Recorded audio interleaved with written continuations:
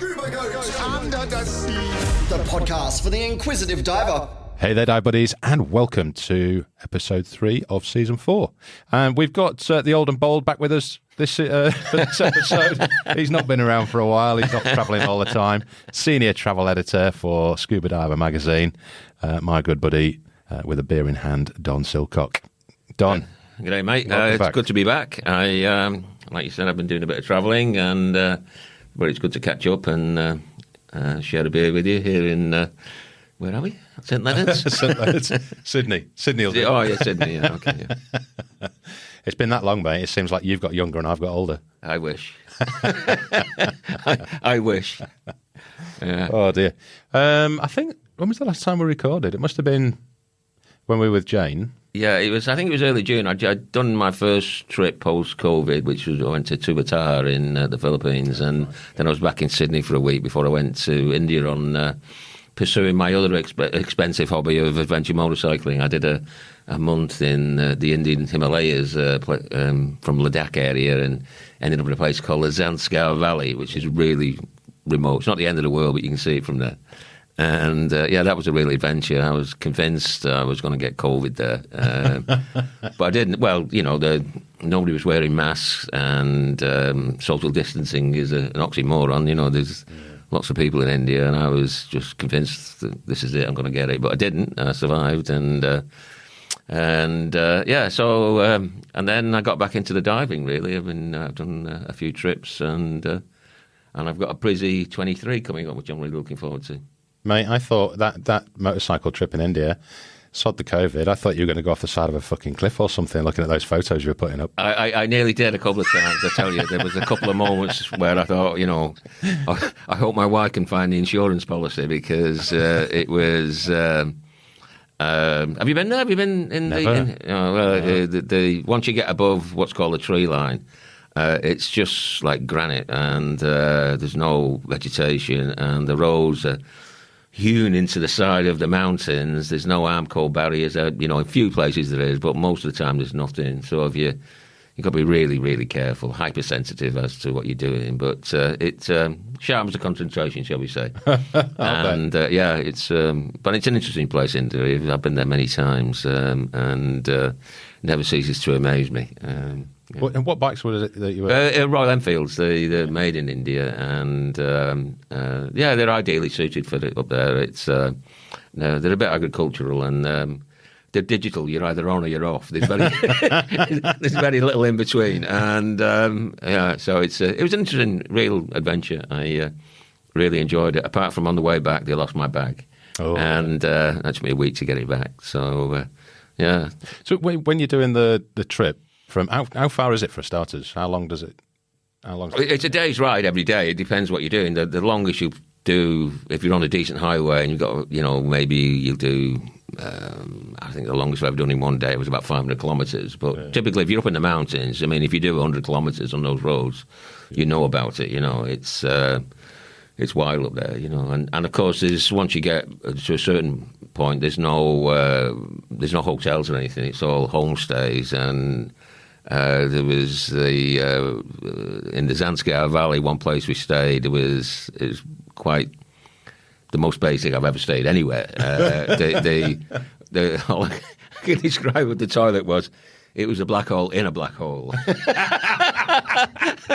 And you had to be very careful at night when you went for a pee. So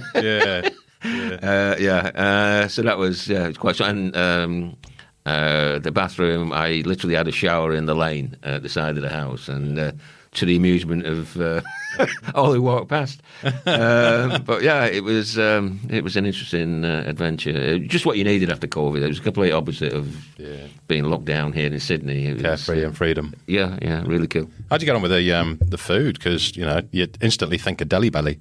You are sat in the same room as the only Caucasian who goes to India and comes back constipated. I don't know why. I think it's because I'm a vegetarian. Yeah. I don't... everybody I've travelled with who's got really sick in India, they're all meat eaters. Yeah. And I'm not. So I think that's what it is. But, I drink chai at the side of the road. I don't eat street food much anyway, but I've never had it. And if anything... I get constipated there. I don't. You know what that is? What? I bet they were making it look like cauliflower or Bombay allure, but it was made with brick dust. I don't. Maybe it's the beer. Maybe it's the Kingfisher beer. I don't know. But anyway, so I survived, and I did come off once. But I was on the right side of the bend. If I'd come off on the other side of the bend, I could have been over the side, which was a bit of a worry, but didn't do much damage. So I did a bike on myself.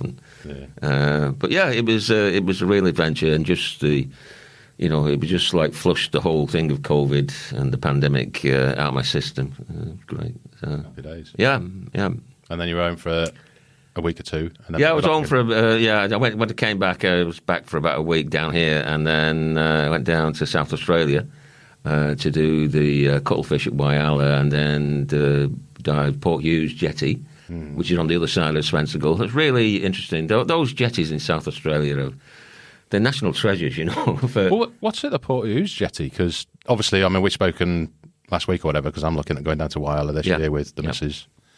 Port Hughes. So that's basically it's the other side of the Spencergull from a bit north, further north, but the other side, the eastern side of the Spencergull from Whyalla. And the thing with the jetties in South Australia, there's lots of them, but it depends where they are, and also depends on the structure. So, for example, Edithburgh that we spoke about the other day, it's a fantastic site. But the thing about the jetty there is it's quite wide, and it's quite it's not particularly tall. Yeah. So the sun doesn't get underneath it much. Yeah. So you get all the sponges and filter feeders on there, which are incredibly colourful and all the rest of it. And then down at, say, Rapid Bay, the jetty there is quite high. Yeah. So you get a different ecosystem, basically. Yeah. So what's interesting about Port Hughes is it's not very high, but it's not very wide. Yeah. And so it's a completely, to what I've seen anyway, is a completely different ecosystem than all the other jetties that have dived down there. Okay. So we had 3 or 4 days there, and it was really good. I really enjoyed it. The only problem with Port Hughes is you can't get any fills there. You've got to go drive down to Edithburgh, which is like an hour and a half, 2 hours drive to get your tanks filled. Yeah. But it's worth it. It's somewhere. It's another one of those interesting South Australian locations. Well worth it. Yeah. And well, those people that probably might not have listened to your previous podcast, Whyalla, the cuttlefish sex show, the greatest show on earth. It's Whyalla is. That was my 7th trip to Whyalla. Really? Yeah, last year, 7th time. That's how good it is, right? And it's a unique event. Nobody is aware, anyway, of anything similar. So come May, when the temperature drops to around about 17, that's a trigger. And cuttlefish aggregation for mating are quite common all around southern Australia, but it's typically groups of like 10 to 15 of the giant Australian cuttlefish, Abies sepia apama. And the mating is kind of interesting in itself because the females are what they call polyandrous, which basically means spectacularly promiscuous. They have sex with multiple partners, and it's all part of, I guess, genetic diversity. Yeah. But it's unbelievable. And then the older cuttlefish, who are about 18 months old, this is their last throw of the dice. Yeah. So they're very intent on. I don't know whether the dice at 18 months old. Yeah. So there's like two populations. There's a younger population, which is so the males are about 6 months old. They're a bit, still a bit juvenile, and you've got the big bull males, which are 18 months old, and will be dead at the end of the season. Right. Whether they know they're going to die or not, I don't know, but they certainly act like they do because they're determined to get as much sex as they can before they go. And you can relate to that. Yeah. You can relate to that. Well, I can anyway. But anyway, the point is, it's just it's intense battle for the favours of the females, which are outnumbered about 8 to 10 to 1 by the males. So there's an endless supply of males, all fixated on one thing. Yeah. You've got this polyandry going on, and it's just from about 9 o'clock in the morning till about 6 o'clock in the evening. It's just sex. Yeah. going on. But the thing is, in an area of about 1 square kilometre in Whyalla, are something like 100 to 150,000 of these cuttlefish. Jesus. It's the only event of that size that's known. Everywhere else, it's 10, 15. And the reason is because of the conditions there. It's sheltered, the substrate is perfect for putting the eggs. Yeah. And, it just happens there. Yeah. Nobody else, as far as anybody is aware, there's no other event like it. And yet, when you talk to the guys there, the local divers, who I know quite well now, they just thought that was normal. Yeah. They've been diving there for years, and they thought it was all kind of normal. Yeah. It's not. It's extremely unusual, and it's this annual event. It starts around about the middle of May, when the temperature drops. By the early June, it's going full on. July, it's starting to peter off, and August, it's all done. Yeah. But every year. Yeah. And it's does it get absolutely heaving with divers? Over the weekends get busy, and there's a couple of like the Queen's birthday. That's still but that long weekend there, that gets really, really, really busy. Yeah. But if you're there during the week, which I normally go during the week and do like about 5 days, by Friday it gets starting to fill up. But I think we're planning to do that really, really, really busy weekend, but the section that we're going to do at Whyalla will be the Thursday, Friday, and the Saturday, and then we'll bugger off to Edithburgh. Right, that's a good idea. Yeah, and if everybody goes to the fence line, which is where there's like a nice toilet block there, and it's the local council has done a good job of all that, and that's where most people go. But you can just follow that. There's like a dirt road that goes all the way around, and there's other spots along there where you can get in, and you'll have it to yourself, more or less. Gotcha. So worth taking like a beach buggy with a little beach trolley or something, take all your equipment and you just gear up on the side of the road, and you can get down there. There's parts of it where you can get down onto the beach. Okay. And other places where you just got to go down the steps and and get to the bottom, look like an asthmatic pit pony. Yeah, you it's and it's like all rocky beach, so you've got to be careful getting in and out and all the rest of it. But it's well worth it. It's a unique event. But then I suppose with it being relatively shallow and it's colder water, so one tank's going to be enough for. Oh yeah. I normally go out for the day with 2 tanks, but by the end of because you can be in there for like 2 hours on a dive. Yeah. So it's usually your bladder that brings you out. Diving, in a dry suit down there. Yeah. Because it's cold. Yeah. And you're only in about 8 metres of water. Yeah. There's no areas of concern or anything because you're in shallow. I mean, you do get great whites out in the Spencer Gulf to the north. The top of the Spencer Gulf is supposed to be a breeding area. It's like supposed to be a nursery up there. For great whites. Yeah. But it's too shallow for them to come in around the Point Lowly where the aggregation is. I've never seen anything down there, and I know the local divers say no, you don't get anything around here, because it's too shallow. So they're not going to be expecting any food in that kind of area, are they? Hopefully not. Yeah. How big do the cuttlefish get then? The big bulls? They're almost a metre long. They're really big ones. Yeah, they're big, and but because they're so intent on the way it works is they gather the females and they hide them in the seagrass below them, right? And then they sort of making sure that the other males don't come in, right? Yeah. And then when they can, then they'll couple up and away they go, like a man possessed, and. Like a nightclub toilet at 2 a.m. in Leeds. It's very reminiscent of this place I used to go in my teens, called the Tarantella in Frodsham. Anyway, I digress. So when all this is happening, they don't care that you're there. Yeah. So you can get as close as I am to this mic here, and occasionally you'll just be in it and they'll flare at you. The big bulls will flare at you. Is that because they might be seeing themselves in the dome port? Possibly, but it's I don't know. I don't know, but it's when but all the times I've been down there, I've never been attacked by one or anything. I'm just a nuisance. It's like, can't you see I'm busy? And I know you shouldn't, put human characteristics on an animal, but you know, when you sit there watching them and the way it all goes off, you know, you can relate to the circumstances. Yeah. Especially as an older male like myself, you know. No, it's unique. It's really special, and you know, when you see it all unfolding before you, and you see the personalities, and you see what's going. I mean, the sneakers, the funniest ones. So these are the young males. The cuttlefish.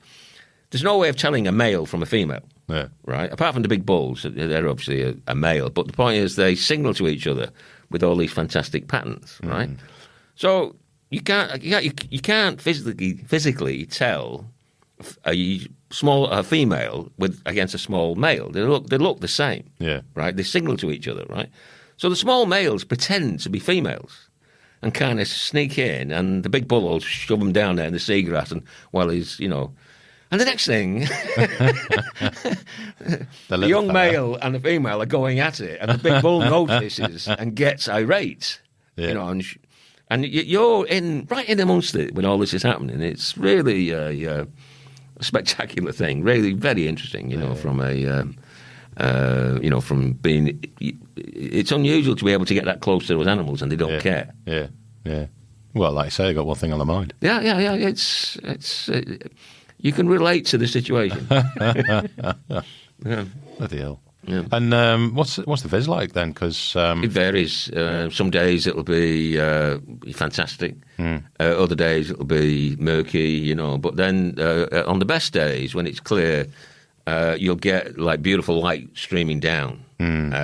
Late afternoon is good, early morning is good, where depends when the sun comes up. But you're facing north, so it'll come up obviously in the east, and it's shining down in one way. Yeah. Middle of the day, it's coming right down, so it's not so nice. But then in the afternoon, when you really get some nice light there, and it's spectacular. And what lens are you using on that? Because so I'm using the wide-angle conversion bolt Nauticam thing that I've got. So that's equivalent to 14 degrees, so it's like really super wide, because you can get really in close. Yeah. And when you get a group of them, sometimes there'll be like the big bull, 2 or 3 females in there, and then you've got the other male sneaking up in the background. Coming up, they're like photo bomb.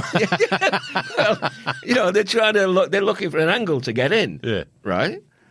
So you can get really in close, but it's really wide. Yeah. So the rectilinear effect you get with the WACP is really cool for that. Yeah. So the WACP?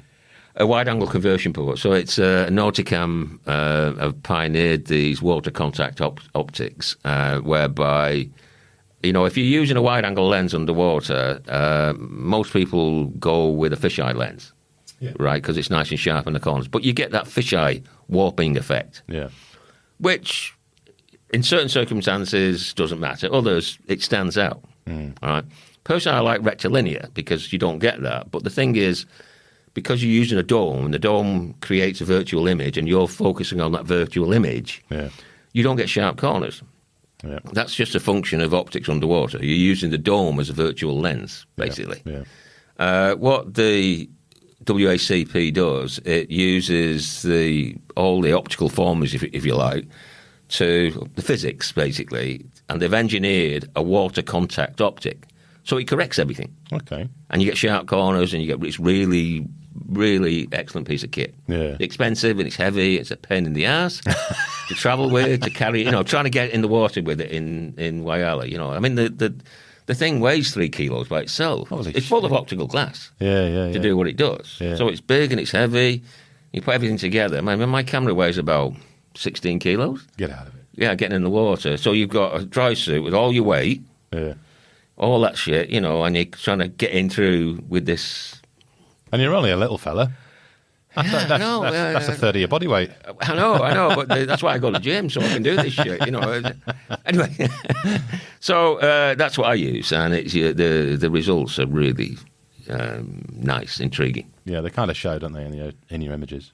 Yeah, I mean, you get what you pay for, and it's an expensive proposition using one of those WACPs, but when you get the opportunity to get that image, that special image, you're really glad that you've got it. I used it in Argentina with the southern right whales. I had a unique experience there, which I'll talk about in a minute, but it's in the questions. No, let's talk about this right now, because this is another one of your trips from... Yeah, after South Australia, I went to South America. Yeah. So I was doing the crocodiles, American crocodiles in Chinchorro in Mexico, and then a couple of days where I did the cenotes for the first time. I got a guide to take me in. And then I went down to Argentina to the... So let me talk about the crocodiles first. Let's do it so you don't get lost. Yeah, that was a... Have you heard of Chinchorro? Yeah. I've got a mate that works there. Oh, really? Yeah. I don't think he wasn't on the same dive shop that you went with. There's only one, XTC. It must be then. South African guy? No. Let me pull up what he... I'll show you a photo. That's probably the easiest way. Yeah. Well, what are you looking at? So it was my second trip. And you stay out on the fishermen's huts out at Chinchorro, Blanco Chinchorro. Yeah. And basically, there's only one operator who's got the license to do it, and they were in a ship fight with the conservation police, CONAMP, the Mexican conservation people. And when we got there, we had one really good day. It was fantastic conditions. The next thing, the CONAMP people turned up with armed soldiers, machine guns, and made it very clear that if we got in the water, we'd have some really big problems. Why? So politics between the dive centre. I believe it's been resolved now. Oh, Jesus. But it all came to a head when we were there, and it was really frustrating. We couldn't get in the water, it was like... And the staying in these fishermen's huts is not exactly the Hilton, Yeah. And... very basic, and so that was a big disappointment. And then, but anyway, it was what it was, and then the cenotes were really good. Have you done the? Yeah, I've never. It's my first time, so I hired somebody who could take me in. Obviously, that's not something you just go in, and so I got a guide, and I did a couple of days diving there. It was really interesting. I really enjoyed it. I'll go back. I'm thinking maybe next year or the year. I don't know. I'll definitely go back. What did you think? I did it, 2019? Yeah. What do you think about actually going through the cenotes themselves? Underwater or getting into? No, underwater. I just thought it was fantastic. It was the all the limestone structures that the stalagmites, stalactites, whatever they are. But when you actually get into the cenotes where the light comes down, it's just spectacular. That's the bits that I was most intrigued with. I could have stayed in those entry and exit points all day long. Yeah, that's what I'm going to go back for. I had no idea. I had a bit of an idea of what was there, but until you've done it, you haven't done it. I mean, you don't really know. Yeah. So I was very nervous going in, and I can tell you I never lost sight of that line. I hope not.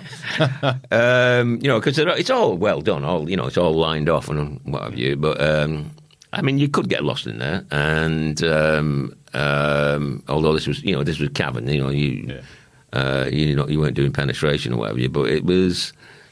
I was very intimidated at first because I'm like extremely cautious about everything when I don't know the score. But I loved it. It was really, really good, and that's why I'm going to do next month. I'm just talking about before. I'm going to do this side mount training in Indonesia to get to speed and all that, But yeah, the cenotes was. I'll definitely go back because it's pretty unique from what I've seen. Although I have heard great things about Mount Gambier as well. A friend of mine has just done a cave diving certifications down there, and she waxed lyrically about how nice it is down there. So I don't know. We'll see next year. Mount Gambier. I need to dive down there as well. I've had a lot of people on the show now that have dived down there and do dive there, and one of the most recent ones was just before Christmas. I had Josh Richards on the show. Yeah, right. Who he found the extension to Engelbrecht's East, which was just effectively a little paddling pool. It's now 400 metres plus. Wow. But the photos that come out of that place are spectacular. It's so different from anything else. Yeah. So that's kind of why I'd like to go back there and but go back with somebody and who's already qualified, and then then you can model for each other and all the rest of it. Yeah. It's really difficult. I mean, you can capture the effect of the cenotes, but to give it perspective, you need a model. Really. Exactly, and you need lights to give some dimensionality to the cave systems themselves. And that needs to be carefully thought out. How you do all that, and blah blah blah. Hit up Ryan Duchatel. Oh yeah, I went in Newcastle. Yeah. He's down there all the time. Really? Yeah, and teaching down there all the time as well. Right. Plus, he likes a beer, so you can have a beer in the evening. Oh, perfect. Yeah, that's my buddy that was down in Mexico. No, I don't know. Yeah, he might have moved on by the time you got there. Yeah, it was XTC, wasn't it? XTC, Scalac Technical. So it's only show in town. Yeah. And when I was there, I did it in 2017. There was a Belgian guy called Marcel there. He's over in Socorro now, I believe, or in Baja. And then there's this, I can't remember, Rene, I think his name is, a South African guy married to a Mexican girl who lives in Cancun. He was leading it there, Yeah. But anyway, so that was, the crocodiles was a big disappointment, but...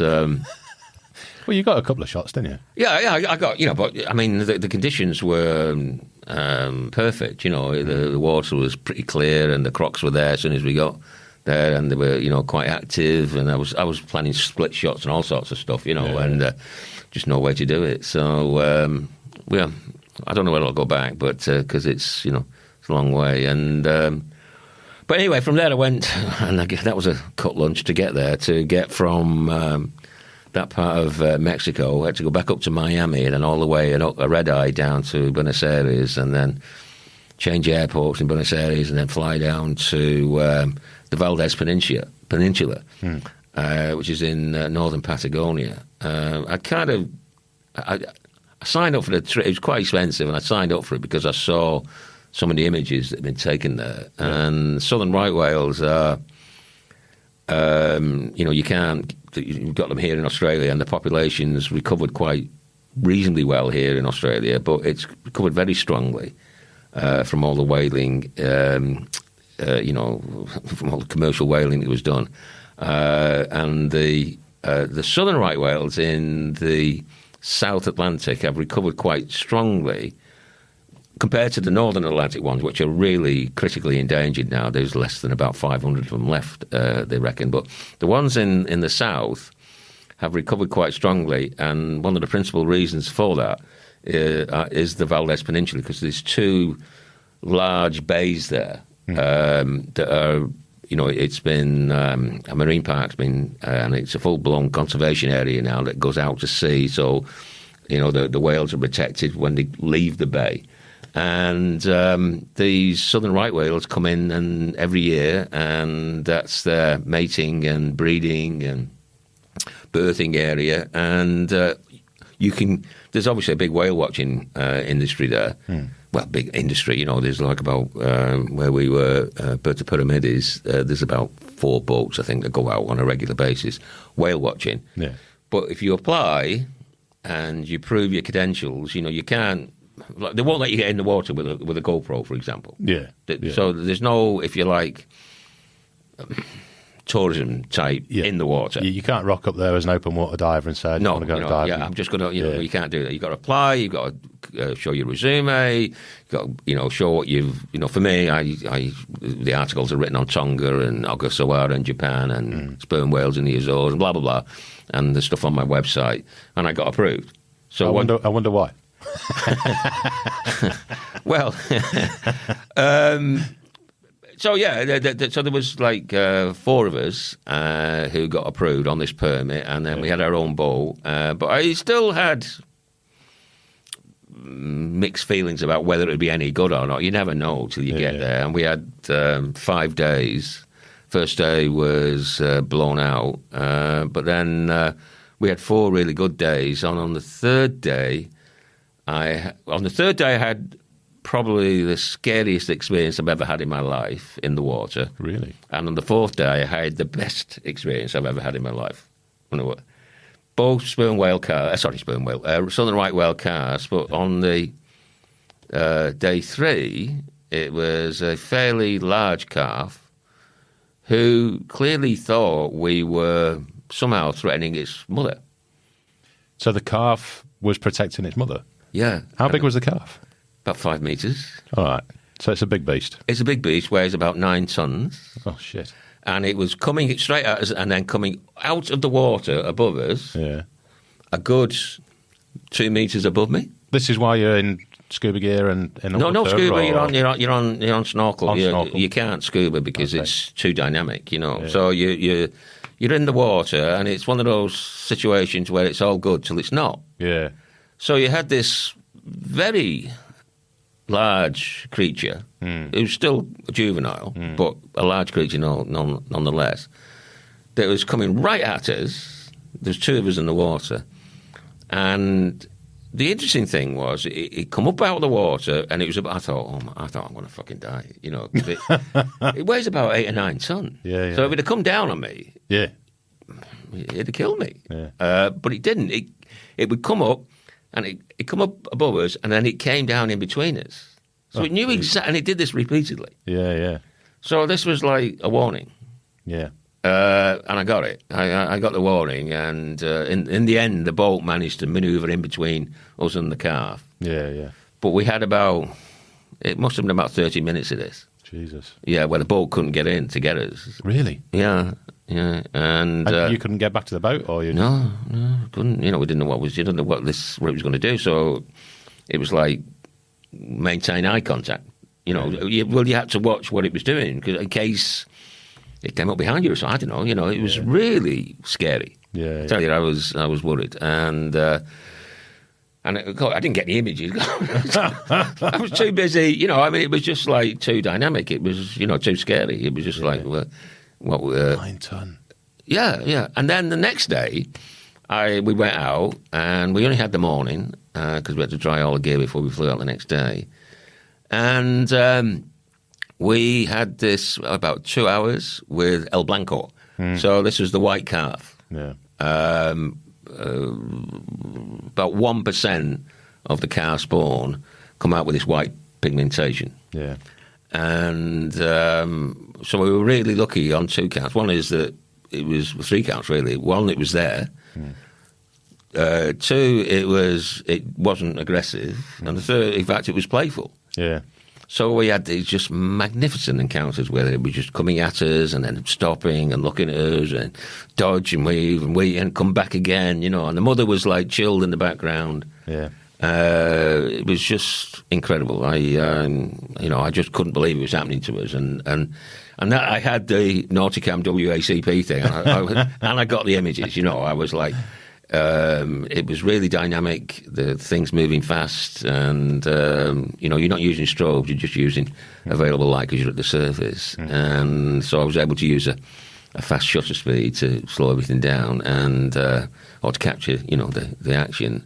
But the shallow water and this beautiful white creature, and I was fantastic. Well, you got that one photo that you've put up so far, haven't you? Yeah, but I'm saving them all for competitions, which I don't blame you. Which hopefully I'll have some good news on in the not too distant future. We'll see when the results are out. But I deliberately held them back because how many opportunities do you get like that to be with a white calf? Yeah. I mean, you hear. Remember the one here in Sydney or Australia, Migaloo, I think it was, the white humpback that we got really famous. So they're there, but what's the chances of you being in the water with them? That's it. Yeah, and so we saw it briefly on the first day in the water, day 2 of the trip. Saw it briefly, but it just took off, Yeah. But on the last morning, 2 hours. And your battery lasted? Yeah. I nearly filled the card. It was it was brilliant, absolutely brilliant. Oh, good on you. Yeah. Slightly jealous. That's an understatement. For another beer? Yes.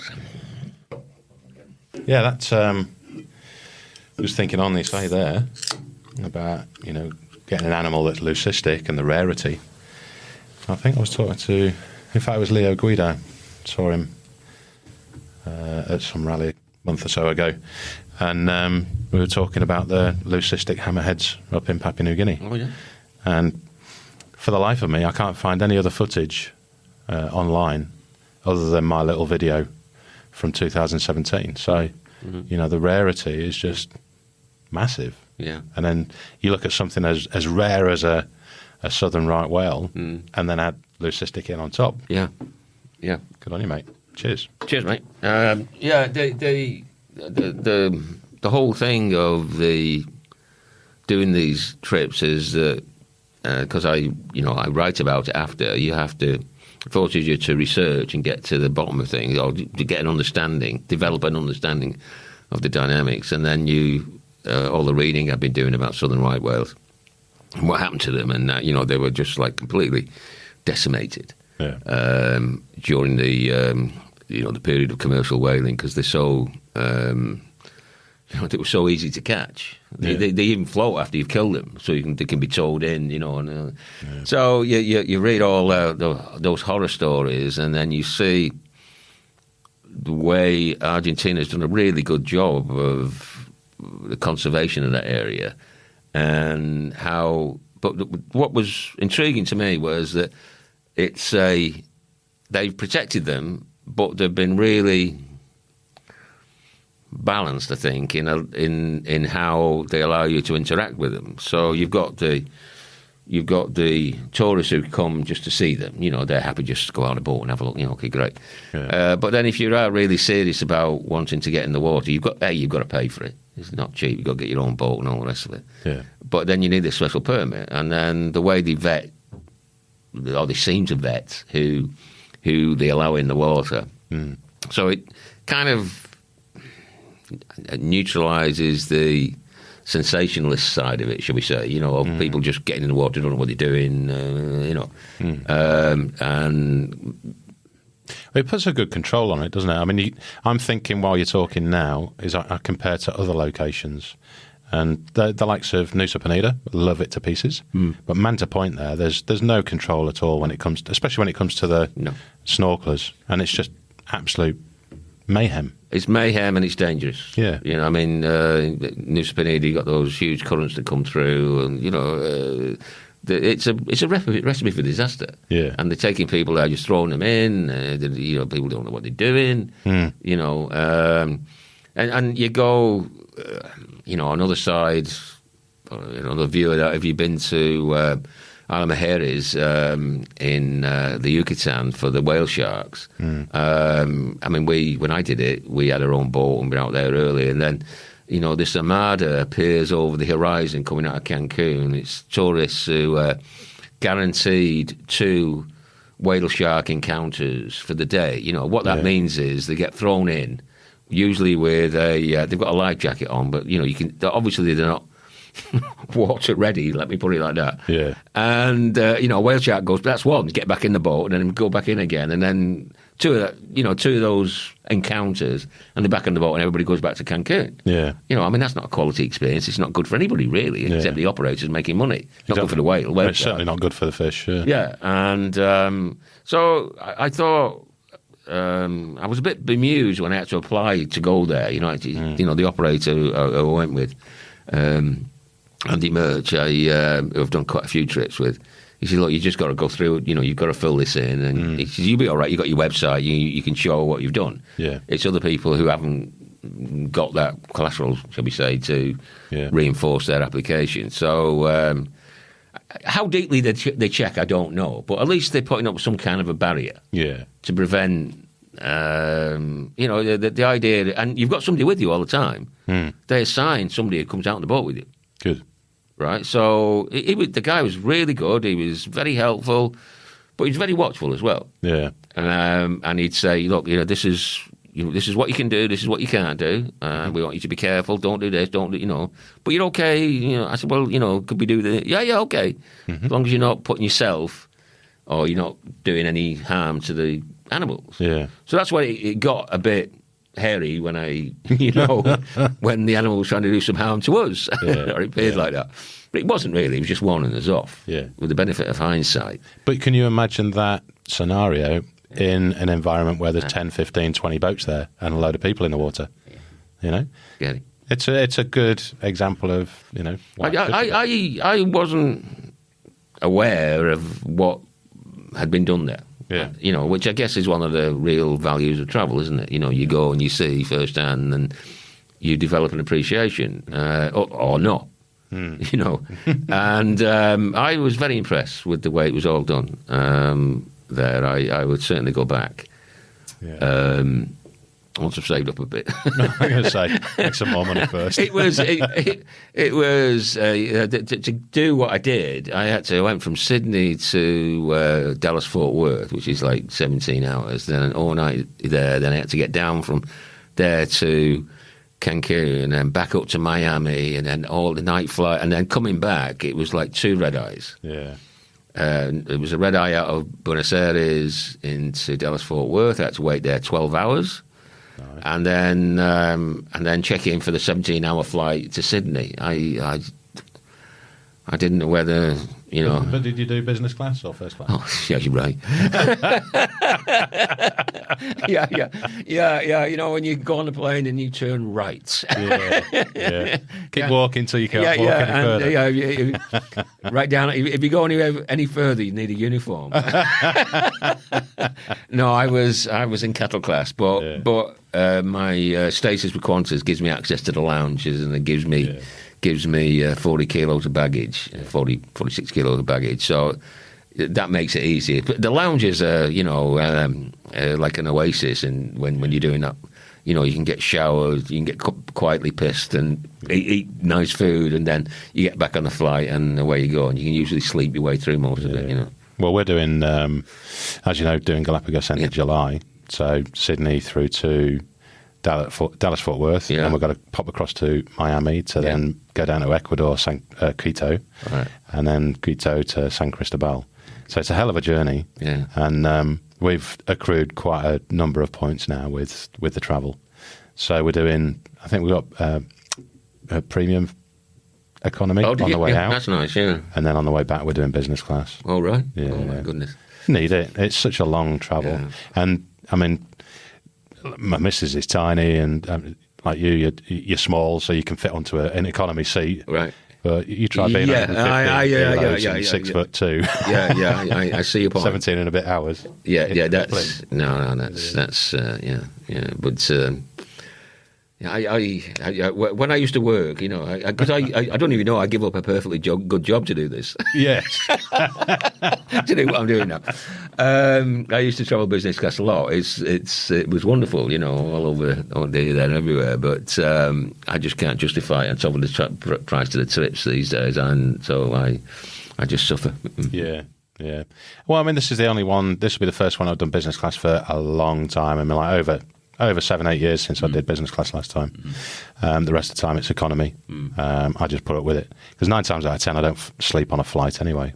No, you have a point, but I mean, 6'2", I wish, I mean, I can aspire to 5'8", but it's really 5'7", so I'm okay. And as soon as I get off, I've got a stretching routine to sort of try and get myself back into shape. And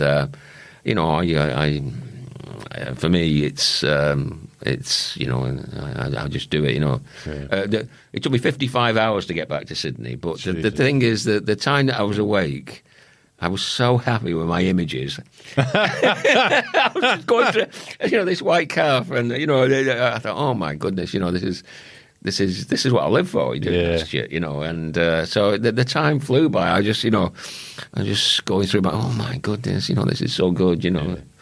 I think that's the beauty of what we do. Not only photography, but just actually doing the travelling bit and the adventure and a little bit of scuba diving as well is a bonus when you get the photo that you want.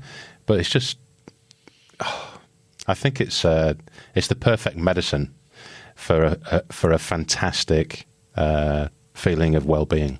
For me, it is. It's it doesn't suit everybody, doing what we do. But if you're into this stuff, Just the whole adventure of getting to these remote locations and getting all your gear. I mean, that was the other thing when I did that trip. That was right at the peak of all the lost luggage, stuff that was going on. And you paid all this money to go off and do this stuff, and then it all relies on you being there with your gear. Yeah. So I tried to carry as much as I can with me in my carry-on luggage, but there's only so much you can get away with. If your bag doesn't turn up, it's like, so I planned mine whereby I was checking in about 5 hours before departure to give my bags the best chance. I bought a set of Apple AirTags, so I knew where the bags were, and I got all the way through. I didn't have any issues, but so when you get back from that, and you get, I get back to Bali, or back to Sydney, and I get down, and first thing I do once I've had some sleep is back everything up. Yeah. I've got like a server, back everything up to. So, and then it's like, wow, I've done it. I can relax now. I've done it. I've did this mission I went on, had all the adventure, and then the interesting thing comes later when you start reviewing the images, and you can relive specific moments incredibly well from your images. It all comes back to you what you were thinking at that point in time. It's what I look for. I love it. Yeah. I did the same as you. I bought some AirTags for our recent trip to Penida, and I did the wrong thing. I sat on the plane when we were getting ready to take off, and they're not pushed back yet, and they're not told you to turn your phones off. So I had a quick look to see where the Apple AirTags were, and by the map, it looked like my main luggage was 100 metres away, and we're starting to push back. I'm like, oh, fucking hell. I'm not diving for another day or two. So I've learnt from that one, just don't look at it until you get to your destination. And when you land at the other end, and it's still showing it's in Sydney, oh no! And then suddenly, and it's like it's... Builder! It only comes up with here! Peekaboo. Yeah. So that was the big adventure of South America. Then I was in. I'll tell you what. Before you go on to that, how do you travel with all the camera equipment? Do you take all of the camera equipment as hand luggage, or do you put the short answer is with great fucking difficulty. Yeah. No. So what I do is my lenses and my camera bodies, the hard drives, and that stuff, and my computer. I have in my backpack. Yeah.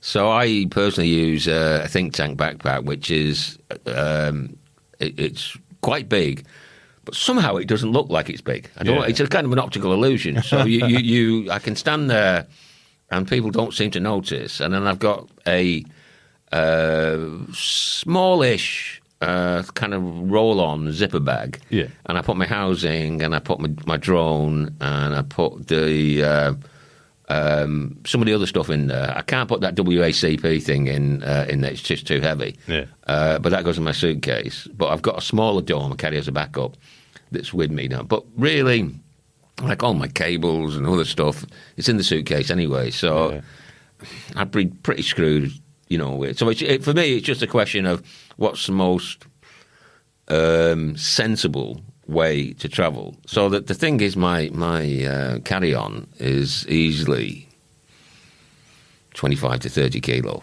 Yeah. So one of the reasons I go to the gym is so I can stand there and look like it's not heavy. Check in. The reality is if I fell over, I can't get up, A turtle on its back. A turtle on its back. But usually I get away with it. Yeah. And the key to that really is politeness. Yeah. I'm always like super polite, it helps if you're like super early as well, like you were saying earlier. Yeah, and the Qantas, because I'm a status of Qantas, it gets me the equivalent with American Airlines. Mm. Now, the last time I travelled American Airlines down into Mexico, I wasn't the same status, and I had travelled economy, and it was a real hassle with my carry-on. Yeah. right? This time, because of my status, I got, premium check-in, and they didn't even ask. They just give you a little curtsy on the way through. And it was like, just it was brilliant. Yeah. And you get priority boarding. Yeah. Whereas if you're in economy, you'll be like, last aboard, and they take your bag off you. Yeah. And put it down in the hold. And it's sorry, sir, you can't go in. It's like, so that's how I manage it. But for example, so my last trip of the year was I was back in Papua New Guinea for 3 weeks, which is been away for 3 years, and I travel up to Moresby on Qantas, so no issues. But once you get if you fly into New Guinea on Air New Guinea, you get 35 kilos allowed on the domestic flights check-in, plus a 15-kilo diver's allowance. Yeah. So if you just go as a tourist, shall we say, you get 35 kilos on the domestic flight. Yeah. If you plus 15 for scuba divers. Yeah. If you're not going in Air New Guinea, you get 16 kilos. So you're going to get whacked. So I've typically got like at least 40 kilos. Yeah. And then I've got my carry-on. Yeah. And the small planes, So I know from experience that my backpack will go under the seat, and if I'm careful with this other roll-on thing, I can get it in the overhead locker of a Dash 8. Okay. It'll just go in. Yeah. Like the 2 feet Dash 8. Those. Yeah. It'll just go in. Yeah. Bit of a squash, but it'll go in. And that's then it's just a question of being polite and showing the excess baggage you've just paid on your check-in luggage. Yeah. Helps to get through the final check with to go into boarding, with all your carry-on. Yeah. And you usually get away with it, Yeah. Yeah. But it's just a hassle. It is. Yeah. I mean, I now that I've upgraded on my gear, with the mirrorless and then the Ike-Light housing that comes with it, everything that I carry in, much the same as you. It's all camera equipment that I'm carrying on the rucksack and then in the wheelie bag. And then I've got maybe 2 or 3 pairs of grots and socks that are just packing everything out, and everything else is in the suitcase. But the reason I ask, because I've not fathomed a way of putting my tray and arms and all that kind of thing into that all just goes into the suitcase as well. I just hope and put it in because I've just got too much stuff. You can't carry all that, and I've tried to have like a minimum kit that I can still take photographs underwater with me in my but it's too difficult. You'll forget the battery charge. It's like it doesn't really work. Yeah, and so I. The air tags are great, unless you know where your bag is. or torches, yeah. When my bag got lost, I came down from Srinagar in India, right? And I landed in Delhi, and my bag wasn't there, right? It turned out they'd opened it. A long story, but they found some battery in there, and I had to go in Srinagar, and then they didn't put it on the flight. Huh. I don't know, was that to punish me? I don't know. But anyway, when I got to Delhi, there was no bag with all my stuff. And I was on a flight in 4 hours to Sydney, and I managed to fill the form in. And it was actually arrived in Sydney the next day. They found it in Srinagar. They got it down there. Air India actually did a really good job. They got it to Sydney. Have you ever been to where they store the bags in Sydney? No. Don't. Is it a nightmare? You lose the will to live. Really? I assumed that there was a system. Yeah. Right? So I took all my... I got in on the Sunday, and on the Tuesday, I established that my bag was in Sydney. Yeah. Air India told me it was in Sydney. So I said, well, where? And I found the office in Sydney Airport where these bags go. Yeah. Where these bags go to die. So you walk in and there's fucking bags everywhere, right? Yeah. But they've all got the tags on and they've all got, the barcodes. Yeah. So I thought, because I've got my baggage receipts, I thought there'd be a system. Well, the logic says there's going to be a little fella with a scanning machine, and he'll tell you exactly where it is. Yes. I said, and they said, well, I said, can you tell me where my bag is? Is it in here yet? I don't know. I said, well, is there a system? No. I said, well, what is your system? Well, we just work through all. I mean, there's like hundreds of bags stacked up. Yeah. And they just work the way through them and, track the person and say, and Jesus. Yeah. So I said, well, can I go and look? So I walked all the way, climbing, no bags, Yeah. And I was about, I went and bought new stuff because I was going to South Australia on the Saturday, and I thought, Friday afternoon, I thought, I'll go and try again. Yeah. So I went back again, turned on polite mode. So, you don't want to harass. They've got a bad job. They've got a shit job. You're dealing with irate people. Irate, bagless people. Yeah. For 8 hours at a time. Yeah. And and there was this lovely woman. She says, oh, yeah, maybe. Because the basic problem was, if your bag comes in unaccompanied, it has to be x-rayed by customs, who are short-staffed. Yeah.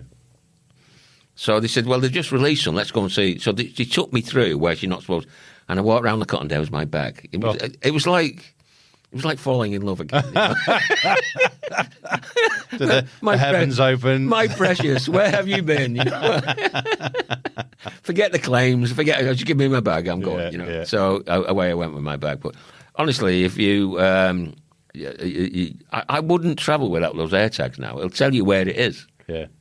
Yeah, I've got a mate from Canada, and they were visiting Sydney not so long back, so they came over to ours for a bit of a catch up, bit of a piss up really, but a bit of a catch up. And they first put us onto the AirTags because he had almost the exact same scenario, but in America, and he's having the debate with the person on the till that's saying, "No, we haven't got your bags," and he's like, "Well, there's my phone, there's the thing flashing, and I've just seen that door open and close and my bag's behind it." Yes. It tells you exactly where they are. They're worth the weight in gold. Yeah. They're not cheap. I've got like 6 of them now. I want everything. And but they're worth it. They're just worth it because you can track it down. Yeah. You can tell it's here, and you can give the GPS coordinates of where your bag is. And it's that also that thing where, I mean, I'm thinking back to another scenario where I was going through and doing the Banda Sea crossing. Yeah. And we got through to Malmare, and there was 4 people without their bags. Mm-hmm. And when we were pushing back on the flight from, where we were coming in from? Bali, probably. I think it was Bali, yeah. But pushing back anyway, you could see the trolley and the 4 bags. We might need them, and clearly they're not coming. But if they had AirTags, it would save you so much hassle when you get to the landing point, because you can literally show the phone and say, "Well, that's where they are. That's where they are. Get them here." Yeah. No, they're essential. If that's not an advert for Apple AirTags, I don't know what is. Well, it's one of those. It's just common sense. It's just a brilliant idea. Yeah. Brilliant idea. Yeah, well, we've got 4 now, and we definitely used them all for Nusa Penida. Probably get another couple for Galapagos. Well worth it. Yeah. Have you ever been to Roatan? Okay. I was going to ask you some questions about Roatan. No, I don't. But clearly you're not been, so it doesn't matter. No. Yeah. I could make something up. Well, I normally do. No, I've no. Yeah, well, I don't even know what it is. Well, because we're doing the Galapagos and it's a week long, like we did last time. We tagged on. We actually did a big trip last time, like 5 weeks, but we did all the little hotspots along the route as well on the way back. So we did Mexico and up into fucking hell, what's it called? Cozumel, and did the cenotes. This time, we were kind of looking, where the hell are we going to go this time? And, you got all these little bits in the Bahamas and all that kind of stuff. And I'm one of the admins for a Texas dive group on Facebook. Thousands of people in it. And there's so many people that harp on about how good Roatan is. So I thought, you know what, fuck it, we'll go and check it out. So really looking forward to that. Cool. Looking forward to the Galapagos as well. Yeah, well, the Galapagos will be epic. I've never done it. It's like get out of it, mate. No. It's like it's so far from here. Yeah. and so difficult and so expensive at times. You know, I mean, I think you've got a really good deal from from the tempting offers you've been enticing me with. Yeah. But it's kind of, it's out there. It's one of those things. I'm thinking of doing Dominica next year for the sperm whales. Yeah. And but like you say about, if you're going to go that far, well, can you tag on something else? And Got to, haven't you? Yeah. But from this side of the world, you've got to. Right, yeah. Because if you're going to go, you might as well go. Yeah. Well, you can come in July if you like. I'll put you on at tradesman's price.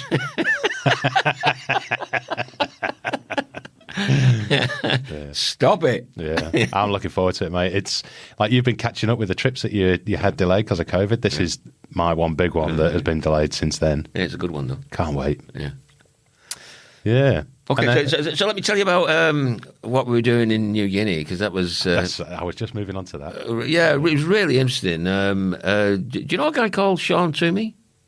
You ever heard of him? No. He lives in Maroubra. He's a kind of a tech diver, dives with Dive Centre Bondi. And he, through a mutual acquaintance, approached me about June last year, really interested in the wrecks in Papua New Guinea. Where they are, what they are, And so I met up with him in the pub, believe it or not. And he showed me what he's been doing with... I couldn't even say it initially. Photogrammetry is the... I was literally talking about this with Dan Johnson last week. Oh, yeah. We couldn't say it either. Right. Well, I was dazzling Dan with with some of the animation. So it's complicated, to say the least. But the basic thing is that you take a lot of images to map out a structure. Right? In this case, these are mainly were World War II aircraft wrecks. Plus, we managed to get to a place called New Hanover to dive on a Japanese mini submarine that's there, which is one of the same class of subs that attacked Sydney in World War II. So, a unique wreck, really. The way we worked is that we were supported on the trip by Listenong, Ange, Ange and Dima Amon. And when I pitched the idea to them about what we wanted to do, they were, very supportive, because they've got these really classic wrecks in the Kavieng area, and they've got access to the mini-sub and the Japanese warships that were sunk by... the US Air Force in World War II up in New Hanover. So the way we did it was Sean was doing all the stuff for the photogrammetry, and I was taking the still images to illustrate the condition of the wrecks as they are now. Yeah. Right. So obviously I had an advantage because I've been there before, dived out all of it before. Sean was kind of new to it, but he'd seen the stuff on my site, and he'd done a lot of research himself. He was able, he shot, in the end, he was shooting mainly video. Yeah. So he'd do a pass down the side and a little bit higher up, and, and just try and get as many images as he could of the specific structure. Yeah. And then from the frames that come off he was using a Panasonic GH5, which is a very good video camera. So every, say, 20th frame, he would take a still image of that, put it into like a sidecar, if you like, and then take all those images in the sidecar and build them in the photogrammetry software into this three-dimensional image that can be animated and rotated around. Yeah. It's amazing what can be done. So I'd never dived this particular wreck before, but there was a B-25 there just on the edge of the mangroves in near a place called Albatross Passage, which is one of the classic dive sites in Kavieng. Fantastic site in the right conditions where the current's coming in, bringing with it clear water from the Bismarck Sea. But once you get into the actual passage itself, you're right on the edge of the mangroves, and it's less than most 2 meters visibility. Yeah. Right.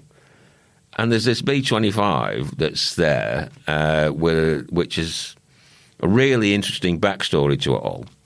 How it had crashed and blah, blah, blah, all the details. But we have a video of Sean doing the video, right? And it's like really shit visibility, terrible. It took us about 35 minutes to find the wreck. I mean, we went down where we knew it was, and we couldn't find it because it was, we just couldn't see it. Eventually, we stumbled on it and put an SMB up, and and Sean went round there and captured all the video, and then took out the stills from that and compiled them into this model. And it's amazing what comes out. Yeah, you get this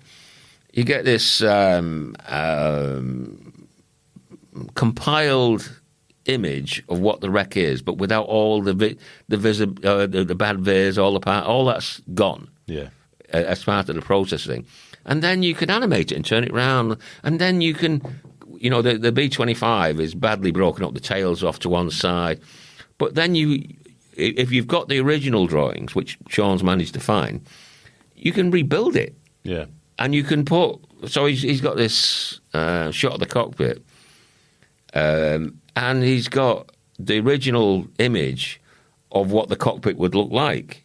And he's managed to superimpose all the instruments, and it just transforms the whole thing. It becomes absolutely magical, Yeah, yeah. And so we did this with the wrecks, the various wrecks there. And then we went up to New Hanover, and we stayed there overnight at the surf camp, and we dived mini-sub 4 times. And he managed to. We got all the external of the submarine, and then he got a GoPro and a light, and the conning tower's open, and we put on a broomstick, and he put the GoPro down into the sub, and he turned it back into both ways, and from that he's managed to rebuild the inside of the sub. It's incredible. It's absolutely incredible. So. All the heavy lifting is with Sean at the moment while he does all this work. But we've got this project that we're going to put together and probably launch it in about the middle of the year. Yeah. It's like, I'm calling it rebuilding history. So you've got these wrecks that have been down there since World War II. In various states of disarray. Some are instantly recognisable, others are not. And we were rebuilding these and making it all, and then all the backstory to when the plane went down, how it went down, and all the rest of it. So yeah, it's really, really interesting. And we're looking now at to do more in New Ireland and New Hanover, and also I'm probably going to Rabaul in July to look at the wrecks there in the harbour, which was Rabaul, Papua New Guinea's Truck Lagoon. Yes, plus all the volcanic ash, But there are some of the wrecks that are still diveable, and we're going to look at doing that in probably next year. But I'm going to survey in July, hopefully. Nice. Yeah, nice. Yeah, really interesting. Yeah. Are you going to get him to go down and do the pissed off and the blackjack as well?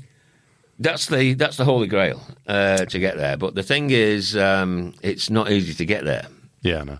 I've done it several times. Yeah, exactly. You know better than I do. I mean, I've done it a few times, but the nearest land-based location is obviously 2 feet, but it's a cut lunch to get there, isn't it? Oh yeah, and it's 50 metres, so so that's part of the reason I'm doing this, side mount course next month, so I can get to these deeper wrecks and we can do this photogrammetry on them, because it really it's hard to visualise until you see the actual animations. Yeah. But it's just on a completely different level. The basic thing is that, I can go there like on the blackjack, right? So you can, if you get in the right position and you've got enough air, you can get a really good 2-dimensional view of the wreck in its entirety, that B-17, which, is fantastic, isn't it? But you're relying on depth of field to give you any level of 3-dimensionality into the wreck. Yeah. What the photogrammetry does is give you a complete animatable 3D model of that wreck as it lies there. Yeah. And then you can superimpose all the original livery, you know, the blackjack symbols on the side and blah blah blah, you know, and the other one, the B-25, the pissed off, you know, the livery that was on the side of that. You can superimpose that onto it. It's amazing. Yeah, really interesting. Well, I was actually talking. Oh, it's going back a number of years now. It was before COVID, actually, with Mikko Pasi. He's heavily into the photogrammetry. In fact, they've just completed a project in the mines in one of the Scandinavian countries, Really? and it's fucking phenomenal what they've produced. But yeah, we were talking about, he picked my brains about going over to Papua New Guinea and doing the blackjack and doing it from the inside, because you can actually get inside the blackjack. There's an open door. Yeah, I know there is, Yeah. because that's how they got the call sign. But they, brave the man to me going to get in to go inside, you know, because it's debris, you know. Yeah, but it's actually very, very open. Is it? Yeah, yeah. So it's if you have a look at a P-17 and the size of the side, effectively what would be a passenger door if it was an airliner, the whole thing is missing on both sides. So you can actually get in and out very easily. There's a couple of cable runs just at the top of the door. Yeah. But as long as you're going in and there's no current, you know, every now and then you get current at the blackjack, but it's very rare. You better explain what the blackjack is. Oh, yeah. So the blackjack is a B-17 and it lies at 48 metres off the coast of the beach, or the local village is called Boga Boga. And it's absolutely beautiful. It's like a film set, isn't it? It is, yeah. And it's very humbling when you go there as well, because the people of the village remember you, you know, and I've been there, I don't know, maybe 4 or 5 times now, I can't remember. And they have a little book just to register the people that are coming and the divers, and you pay 20 kina, whatever that is, you know, $20 to go and dive it per person. And you can see how few people have dived it since you were last there. And my last break was like 2.5 years between dives. And I think there was 4 people in that 2.5 years. Which so hard to get to. Yeah, it's incredible. But it's so beautiful. Yeah. And, you know, I would love to go back and do this kind of project on the blackjack, and I'd already spoken about it with the locals as well, and they would be willing for us to pitch tents on the beach and be part of the community overnight and have barbecues, the whole thing. Yeah, they're fantastic. Yeah.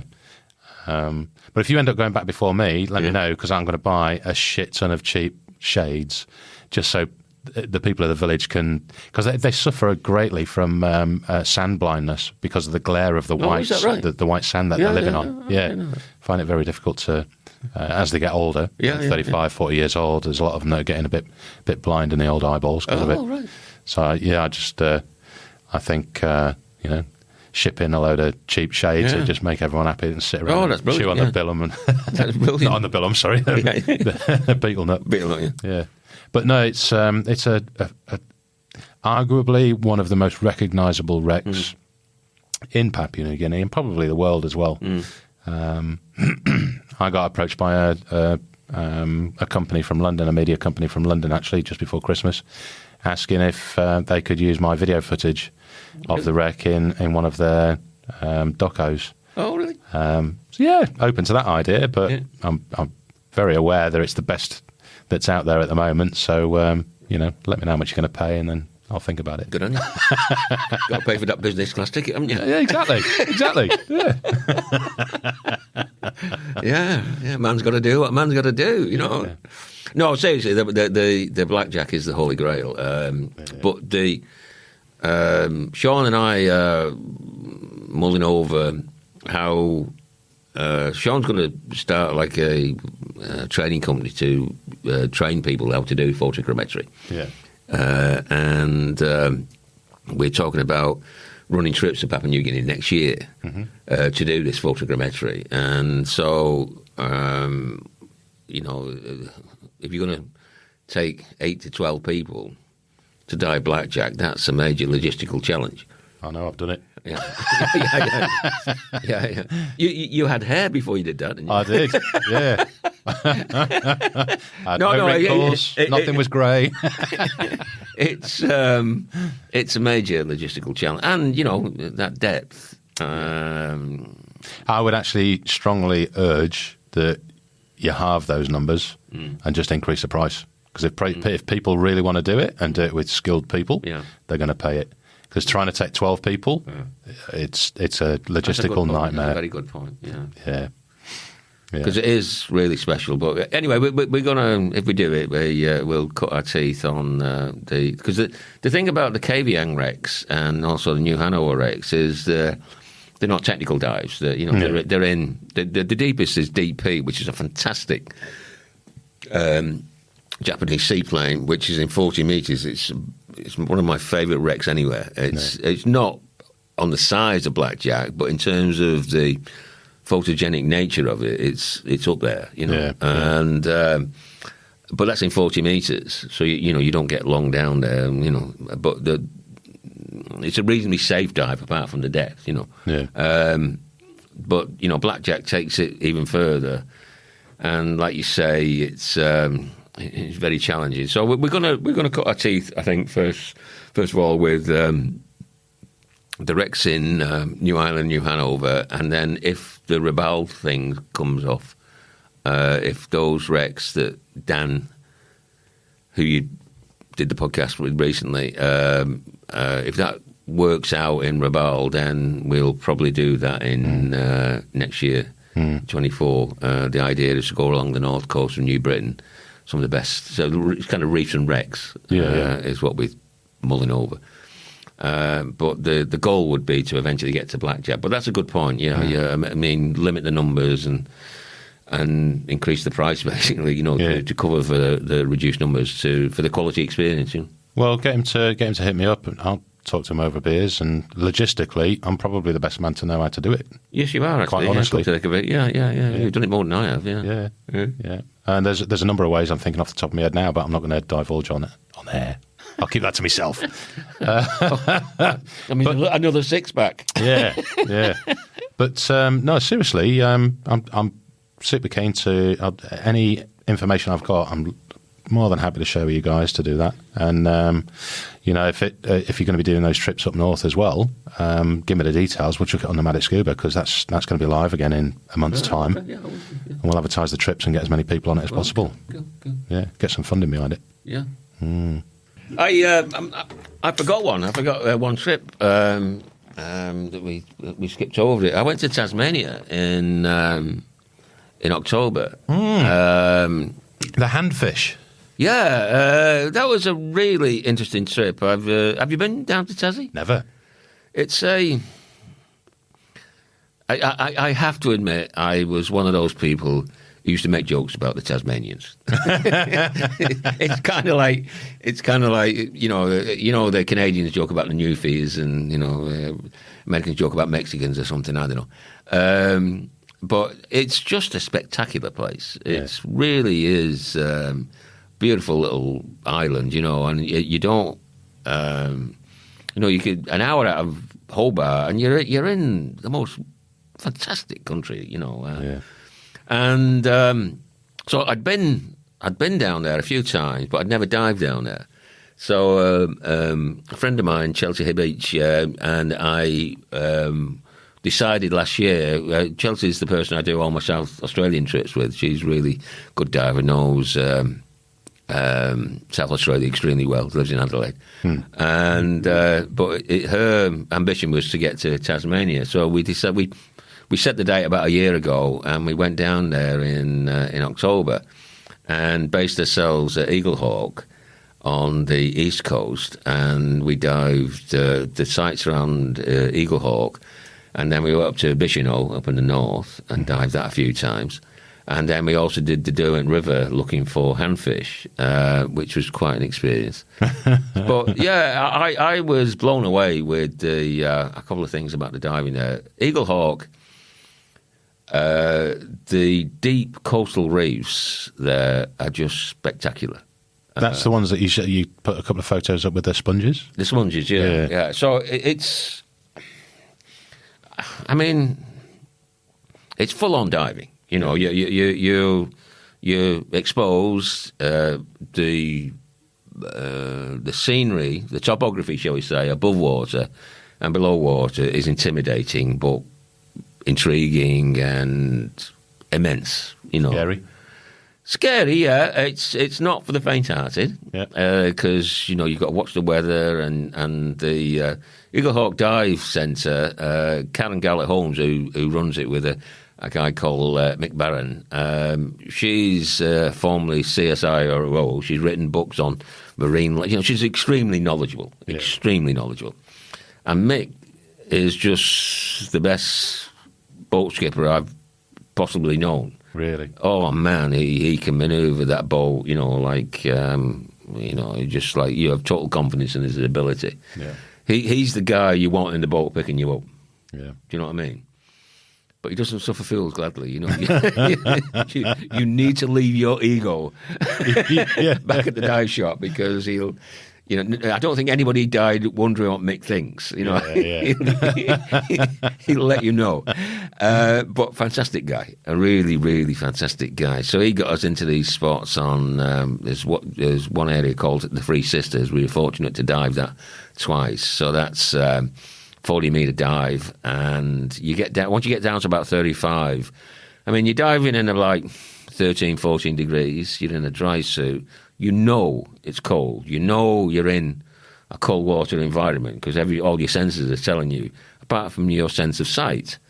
Because these fantastic, incredibly colourful gullies and galleys, where all these sponges are, and it's like, wow. And the clarity as well, with the cold water. So the two dive. I was just looking at my images the other night. I went to the same spot, took the same photograph of this like sponge garden, and on one I've got really beautiful clear blue water. You'd think we were in Kimby Bay somewhere. Yeah. The colours and the blue water and the sponges, just the ecosystem, shall we say? Yeah. Makes you think you're on one, the offshore reefs in 2 feet. Yeah. It's just like the colour. Obviously the species are different, but the colours. It's like doesn't compute. You're in cold water. You're diving in a dry suit, and you're in deep. You're down deep. Yeah. And there's this incredible colour. And there's another place called the North Wall that we dived, again, similar sort of thing, where you're probably 30 metres there, but it's just epic, absolutely epic.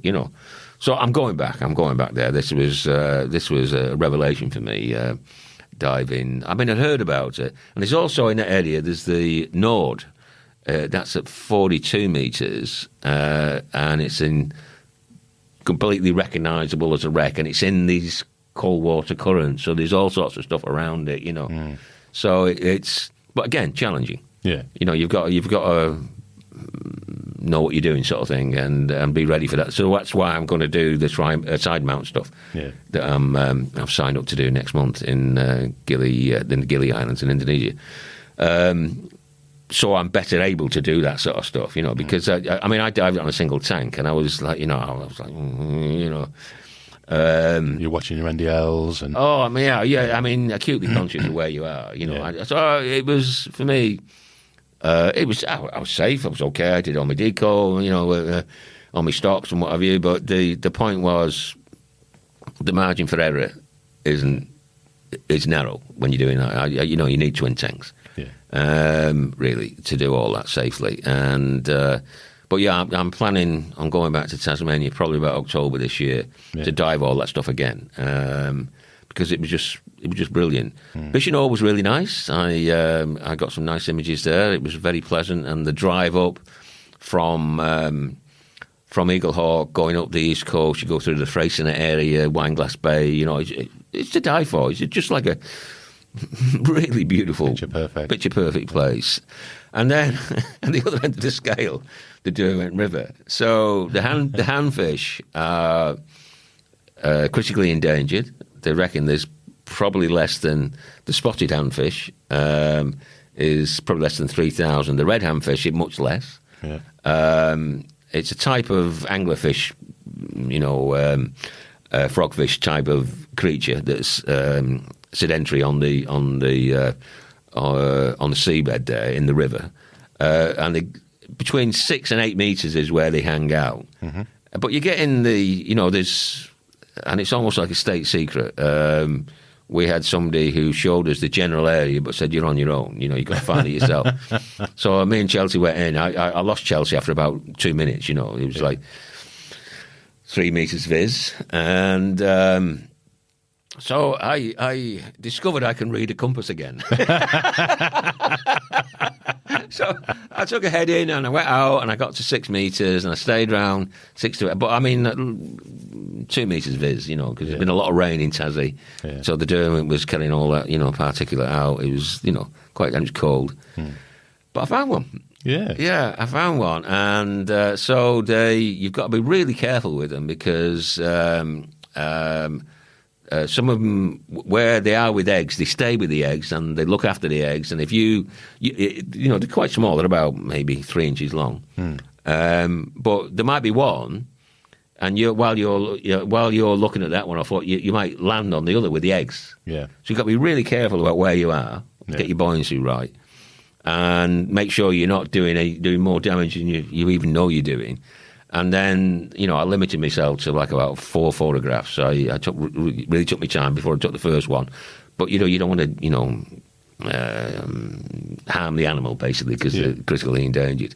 But, yeah, it was a really interesting experience to, I think it was in 7 meters, but you wouldn't know. You could be like 50 meters for all the, there's almost no viz, and it's cold, but there's these unique creatures there. So it kind of, personifies Tasmania, It's like really this unique stuff there. Yeah. And, it's... Chelsea really enjoyed it as well. I really, really enjoyed it. And so much so I'm going to go back and do more. But it's not for the faint-hearted, It's not... it's not something you can just rock up and go and do. You've got to be ready. All the stuff I'd done in South Australia prepared me, but even then it was a bit like we turned up on the first day, and Mick says, we can dive the Three Sisters today because the conditions were right. He says, but it's 40 meters and it's cold. Are you okay with that? And I said, no, I'm not on the first day. I'm not going to do that. And Chelsea said the same. He said, okay, no problem. Why don't you ask? If we'd have said yeah, he'd have put us in. Yeah, but then. You'd have had a shit dive and come up and not really done anything. Were we ready? No, we weren't. Not in the right headspace for that.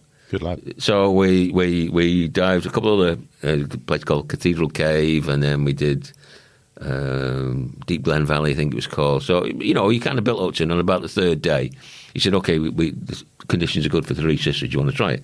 Okay, I'm ready now. Yeah. And we got in, but even then, even though I was ready, it was still quite intimidating. Just the aura of the place, basically. And but intriguing. I'm going back. I'm going to go back and do some more. I'd love to do it. We will get down there and do it. But every time that the missus mentions Tasmania, my brain goes into what kit am I taking? Fucking everything. I'm thinking of all the lenses for above water and beneath. But that's the right way to go, because there's when I go back, I'm going to probably go back for 2 weeks. I'll base myself there round Eagle Hawk. But if you can't dive, you can take above water stuff, and there's some beautiful scenery there. Yeah, really, really spectacular scenery. Well, I like the old night stars, the sky shots, and I know you were playing around with them just before COVID, weren't you? Yeah, that's right. I really enjoy that, and I've been told there's literally no ambient light down there at all. Yeah, it's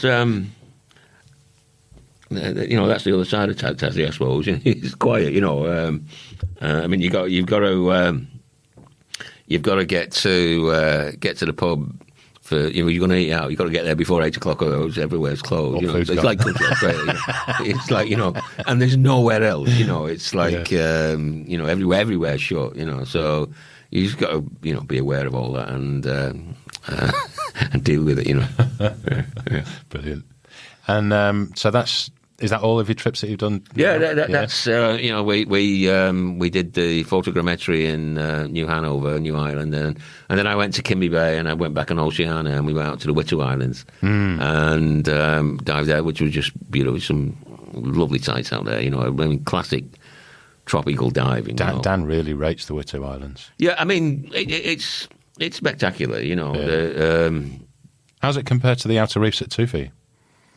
Similar in many ways. If you get on those best of those sites in Tufi, I guess the difference is probably the nutrients, because you've got at Tufi, you've got the what's left of the Indonesian through flow that comes down the top of what doesn't go to Raja Ampat, comes down the north coast and the northeast coast, and that's what feeds those those offshore reefs. In the Witus, because it's kind of right in the middle of the Bismarck Sea, you've got that flow of nutrients that comes down and goes into the Bismarck, and then you've got from the Solomon Sea to the south, and you get this circular movement of nutrients around the Bismarck Sea, and that's what creates the biodiversity in Kimby Bay, because you get eddies on that, But the Witus are right out there. And so you get this circulation of nutrients and the scenery above water, because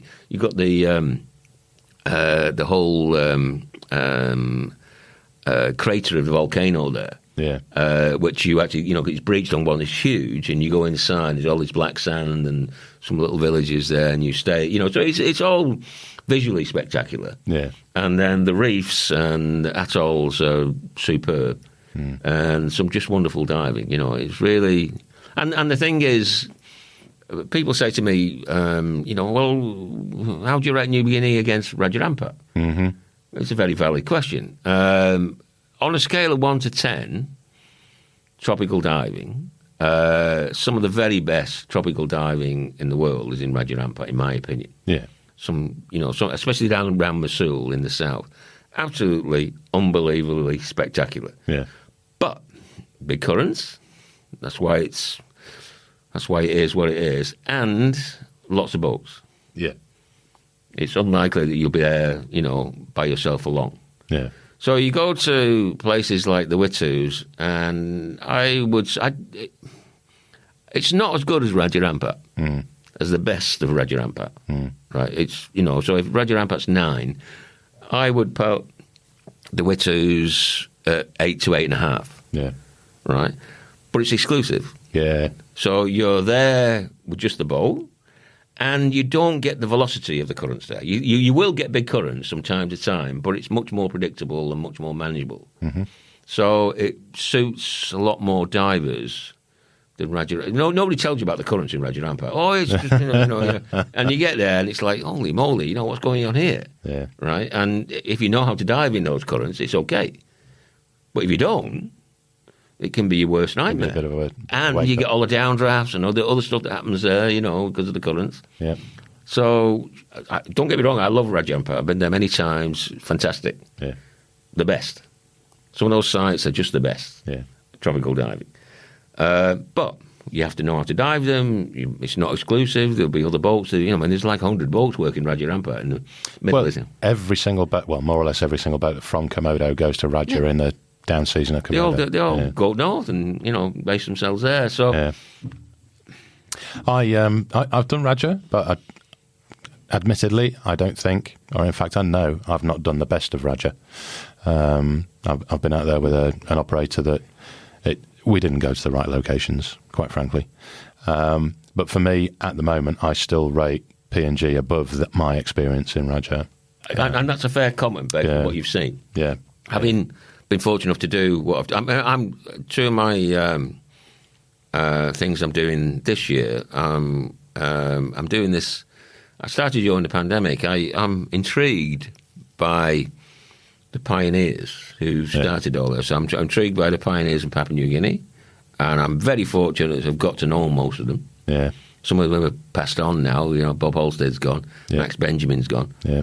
But what those guys did, and their partners, so Cecily Benjamin and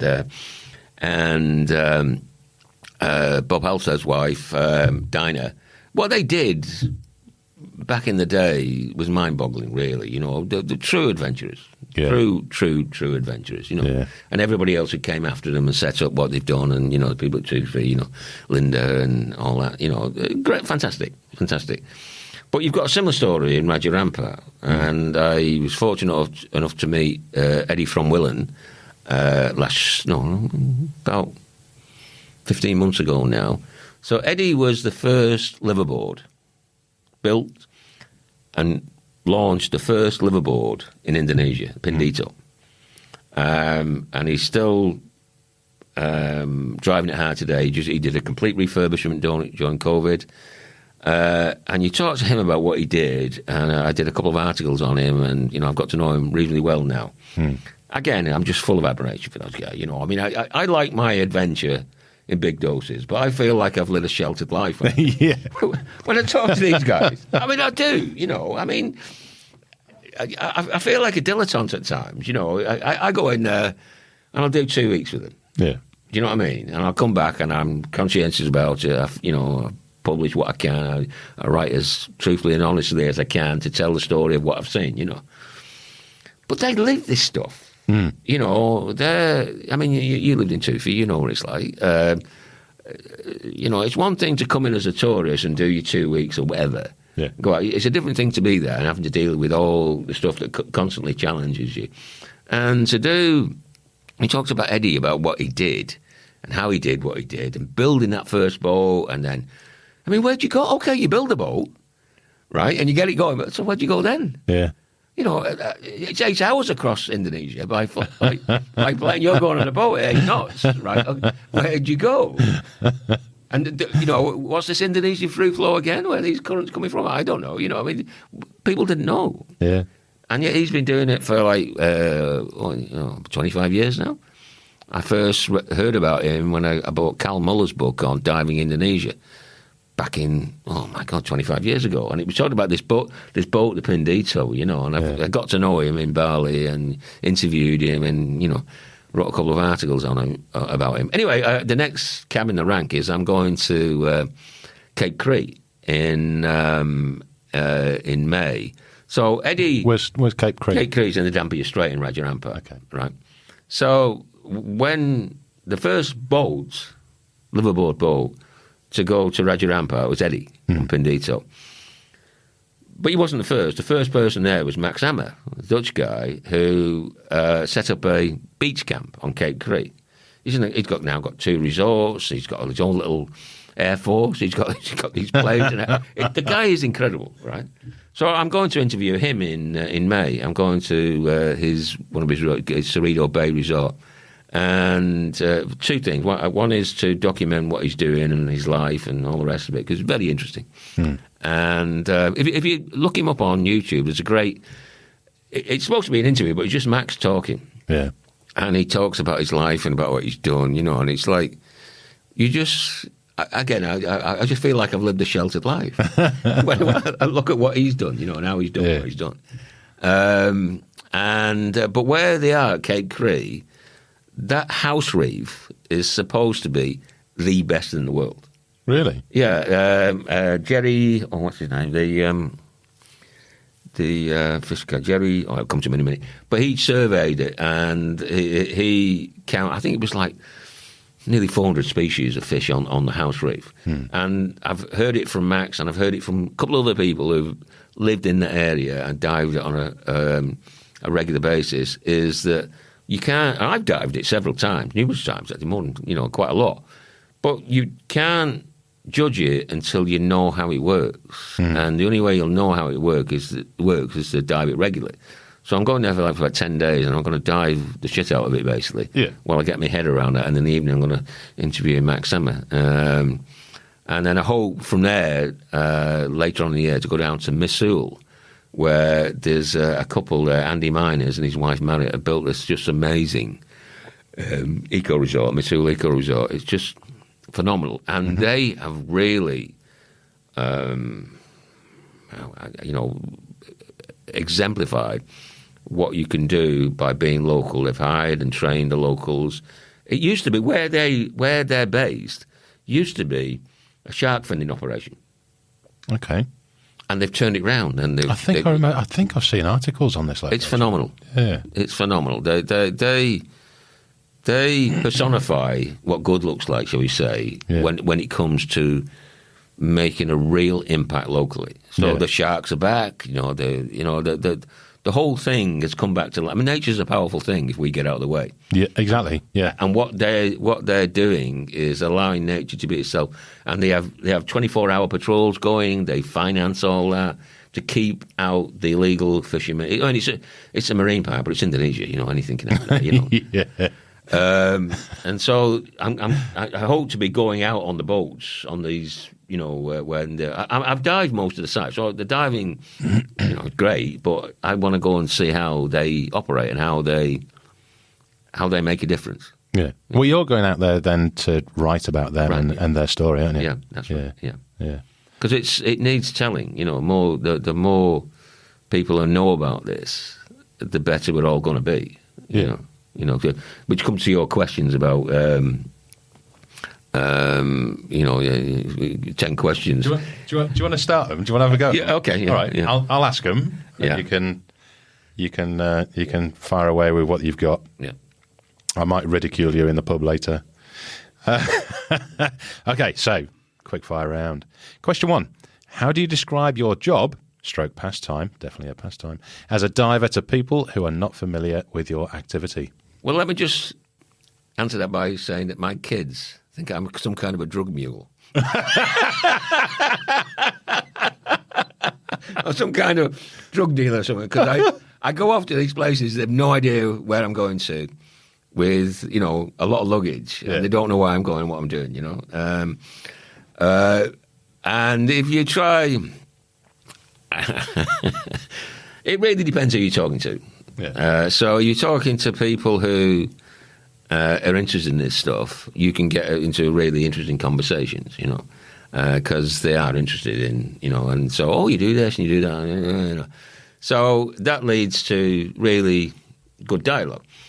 If you talking to somebody who's not interested, they look at you as if you are a drug mule.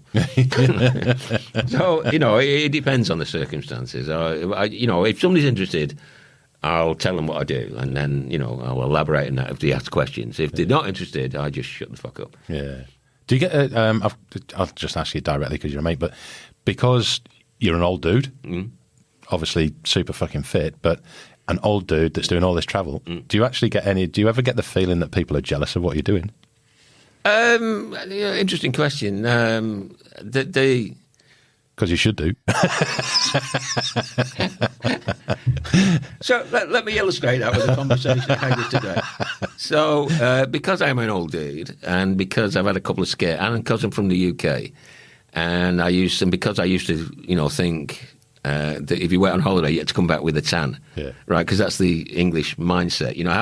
How would anybody know you've had a holiday if you don't have a tan? Exactly. Right. Yeah. So in that process, as you get older, you've got to have certain things checked. And one of them is my skin. And I've had a couple of real scares with skin cancers. So I'm now on this... I was at one point in time where I was getting checked every 3 months. Got these scars on my back where, I've had stuff taken out, which I would say was shark bites, Yeah. Hell of a conservation shark nibble. Yeah, shark bite, So yesterday I went for my 6 monthly skin check, and it turns out and I know the lady who they do these full body scans of you, looking for blemishes and all the rest of it. And but she's from Argentina, and sort of, she knows what I do, and she's always interested. So when I go in, she's asking me this and asking me, and I'm stood there in my underpants, as you do, for the full body scan. And but she's asking me all sorts of questions about this, that, and the other. And she was like really intrigued that I'd been to Peninsula Valdez and the Patagonia, to southern white whales, and blah blah blah blah. So that's a great conversation. But you can see. She's also looking at me in my underpants, thinking, well, this guy's not young, and he's doing all this travel and all the rest of it. And so some people, you pick up a vibe where they look at you and think, well, he's not going to be around for long, is he? And then the other side of it, she's thinking, well, okay, he's giving it his all. He's trying to stay fit and active, and I do a lot of exercise, but that's a means to an end for me. So I can go and do this shit. Right? Yeah. I must admit, it's I admire what you do, because I've taken the piss for years now, 20 plus years, that my goal in life is that when I get old, I want to be, and if I get put in a home, I want to be that old cantankerous twat that everyone else in the home hates, because when they say, "Oh, I wish I'd done this," yeah, I've done that. I want to be the I've done that, mate. Yeah. Well, I just, as I said, I give up a perfectly good job to do this. I had a really good job with General Electric, blah blah blah, and I give it up because I wanted to do this, and I'm determined to do it for as long as I can. Hell yeah. Okay, question 2. Can you share, I know where this is going, a memorable diving experience that stands out to you as the best dive you've ever had? It's the Southern Right Whales. It's just what I described before. That those 2, day 4 and day 5, with the cantankerous calf and the playful white calf, without doubt, the best experience that I've ever had. Yeah. Phenomenal. Awesome. If someone wanted to pursue a career similar to yours in diving, what advice would you give them? Don't give up your day job. Win the lottery. Don't give up your day job. Specialise, I guess, is get good at something. Get really good at something. There are all sorts of channels now that were just not available when I first got into it. The only channel that was available to me back in the day was photojournalism.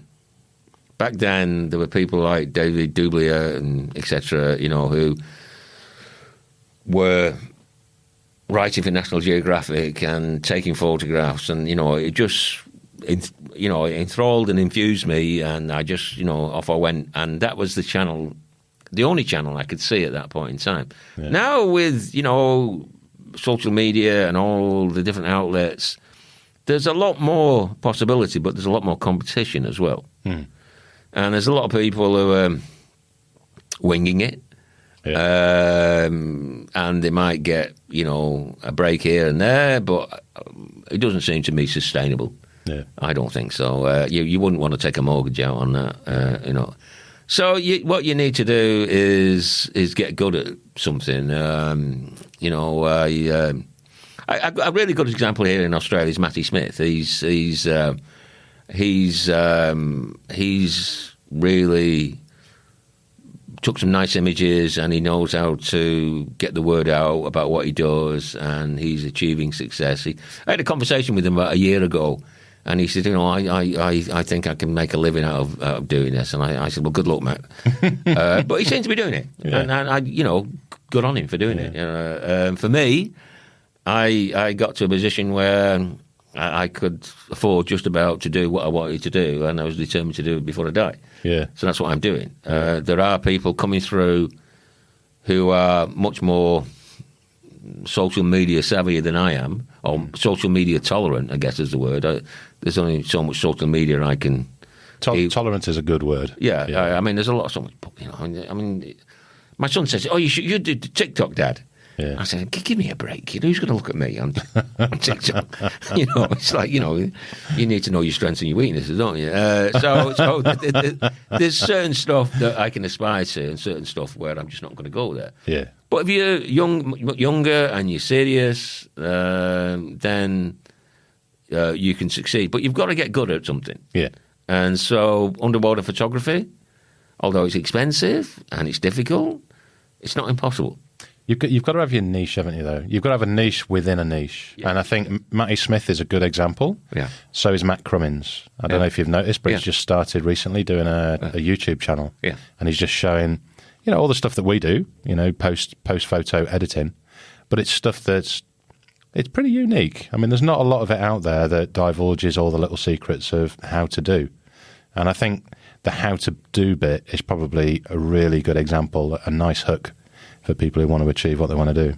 Yeah, there's It's amazing what you can do now, because you know the world is your market now.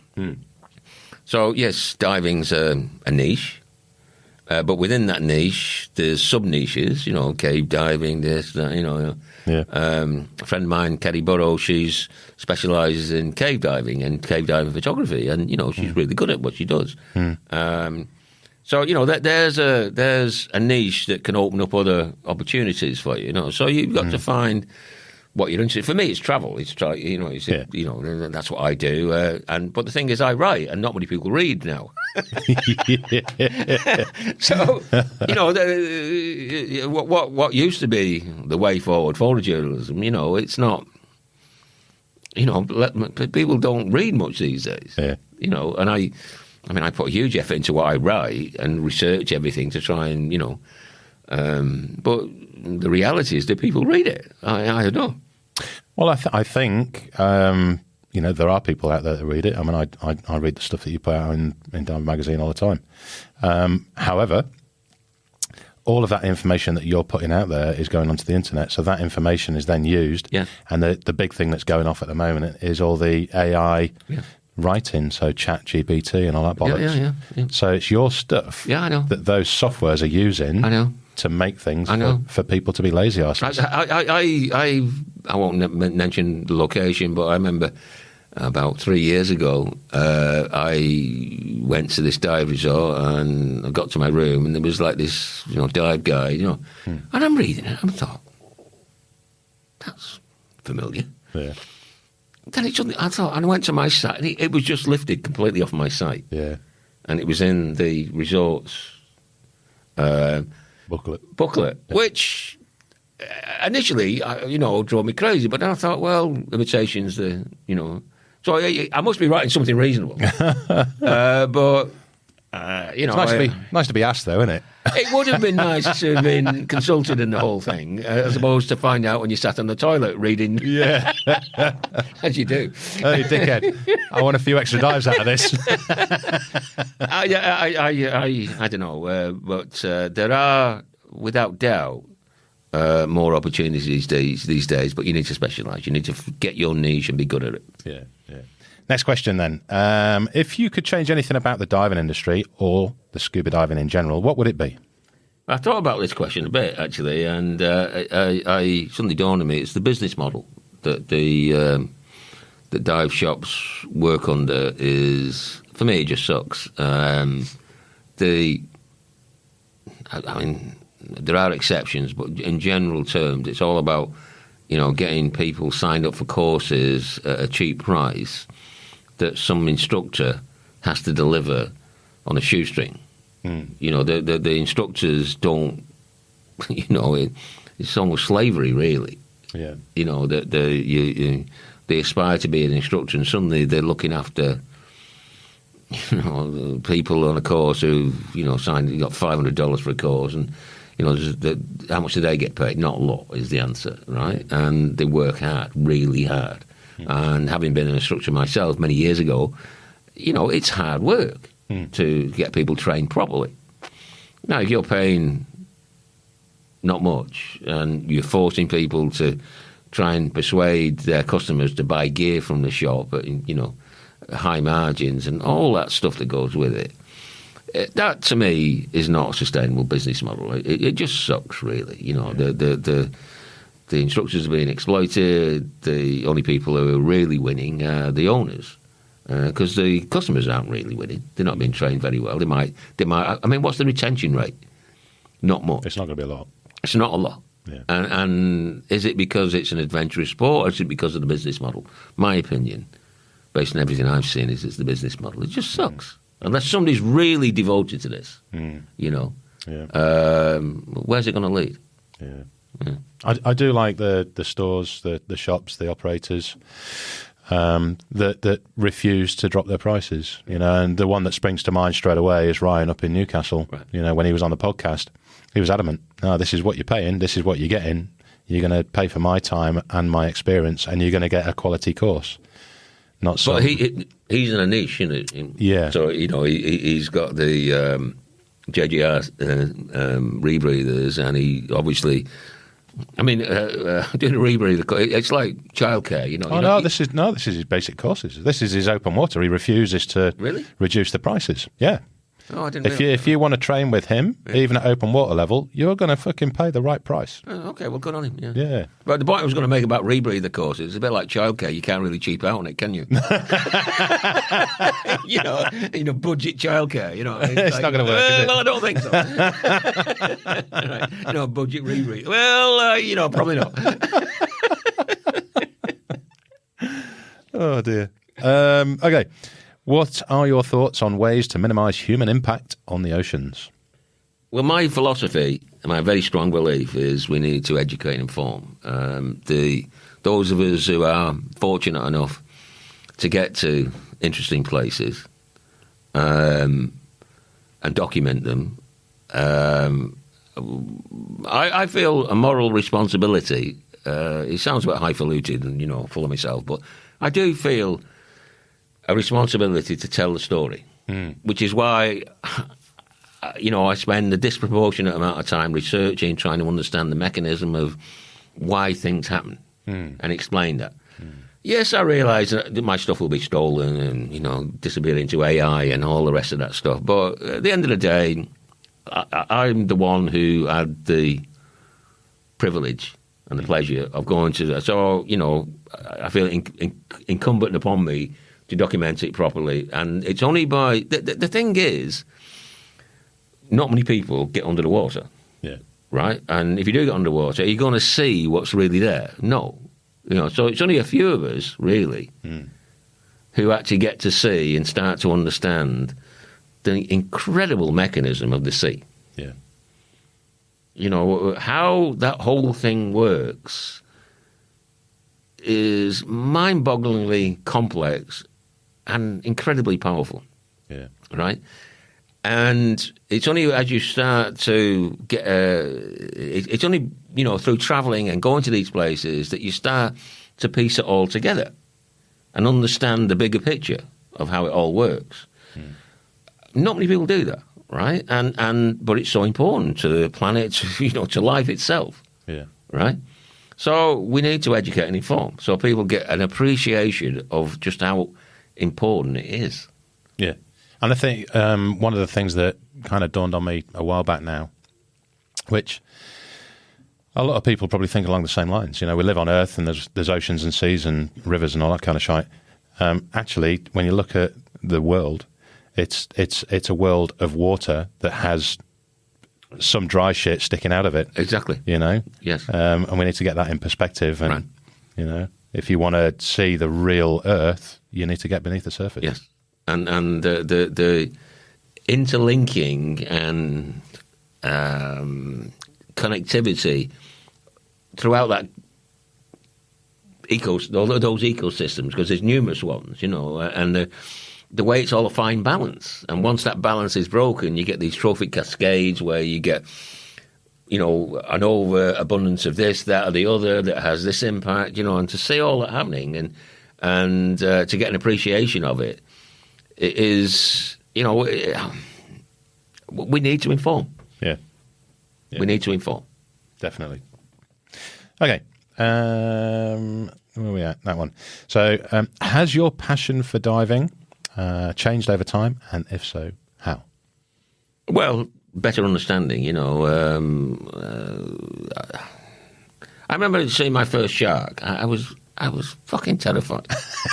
I was absolutely terrified by the sight of the shark. I thought, I'm going to die. I'm going to die. Yeah. There was no doubt in my mind I was about to die, right, at that point in time. But yeah, and, you know, on Friday I'm going to do the Great Whites again, you know, my 14th and 15th trip down there. Now, you know, hopefully I'll come back. But the point is, when, you know, you see these magnificent creatures and if you write about them like I do, and you start to understand how it all works, you know, it's like a jigsaw, really. It's like this magnificent jigsaw that starts to come together in your head. Yeah. So that's how I've evolved, you know, and that's what fascinates me to this day. You know, going to see what's there and understanding why it's there. Starts to pieces in a jigsaw, a magnificent jigsaw, or tapestry, really, that all come together, give you this better understanding of how it all works. I was sat next to this, really, on the trip to the Witu's, right? Yeah. So I was sat next to this American guy at dinner, and he said to me, no, I'd asked him previously where he worked, and he was at ULCA. He was a professor of biology, not marine biology, of biology at ULCA. So I immediately said, oh, do you know Jared Diamond? He says, well, he's in a different faculty to me, but I know him professionally and all that, you know. Do you know what I'm talking about, Jared Diamond? No. So if you want to understand how the world works, read his books. He's the professor of... He's in his 80s now, but he's still very active, writing, you know, magnificently. And it's one of the books, I read a lot, one of the books that kind of opened the door for me was reading his book, Guns, Germs and Steel, because it kind of... It's like the World 101. He kind of explains how everything works, how everything's interlinked, you know. Yeah. And then his second book was called Collapse, and, you know, why civilizations come and go. And, you know. Yeah. So, and he's incredibly well-travelled. Max Hammer takes him in his helicopter into remote parts of Rajarampa, and they camp there for days, right? Yeah. That's how, you know, how serious this guy is. And Max knows he's, you know, incredible. Anyway, so he said to me, do you know what the Wallace line is? I says, yes, I do, actually.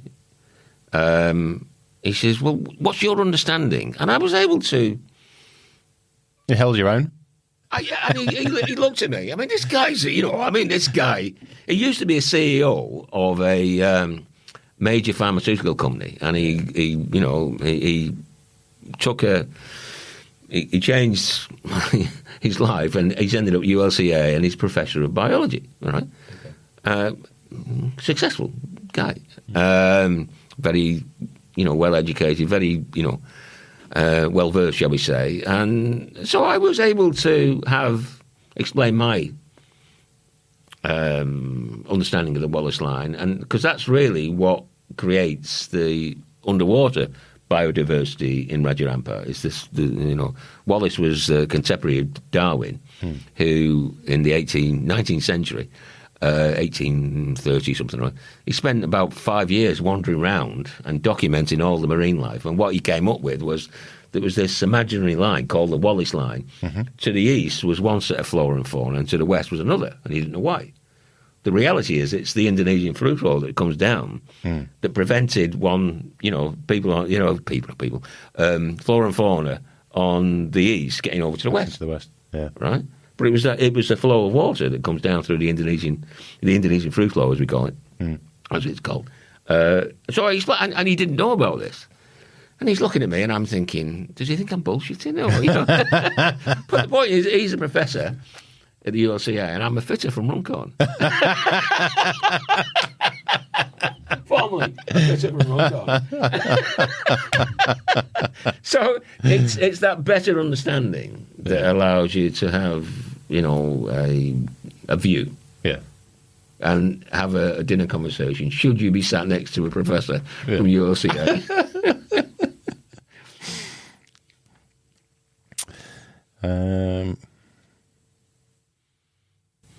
Is there a particular conservation effort that you are particularly passionate about? If so, which one and why? Well, I've already mentioned it, Mr. Eco Resort. If I had to pick, you know, one thing that...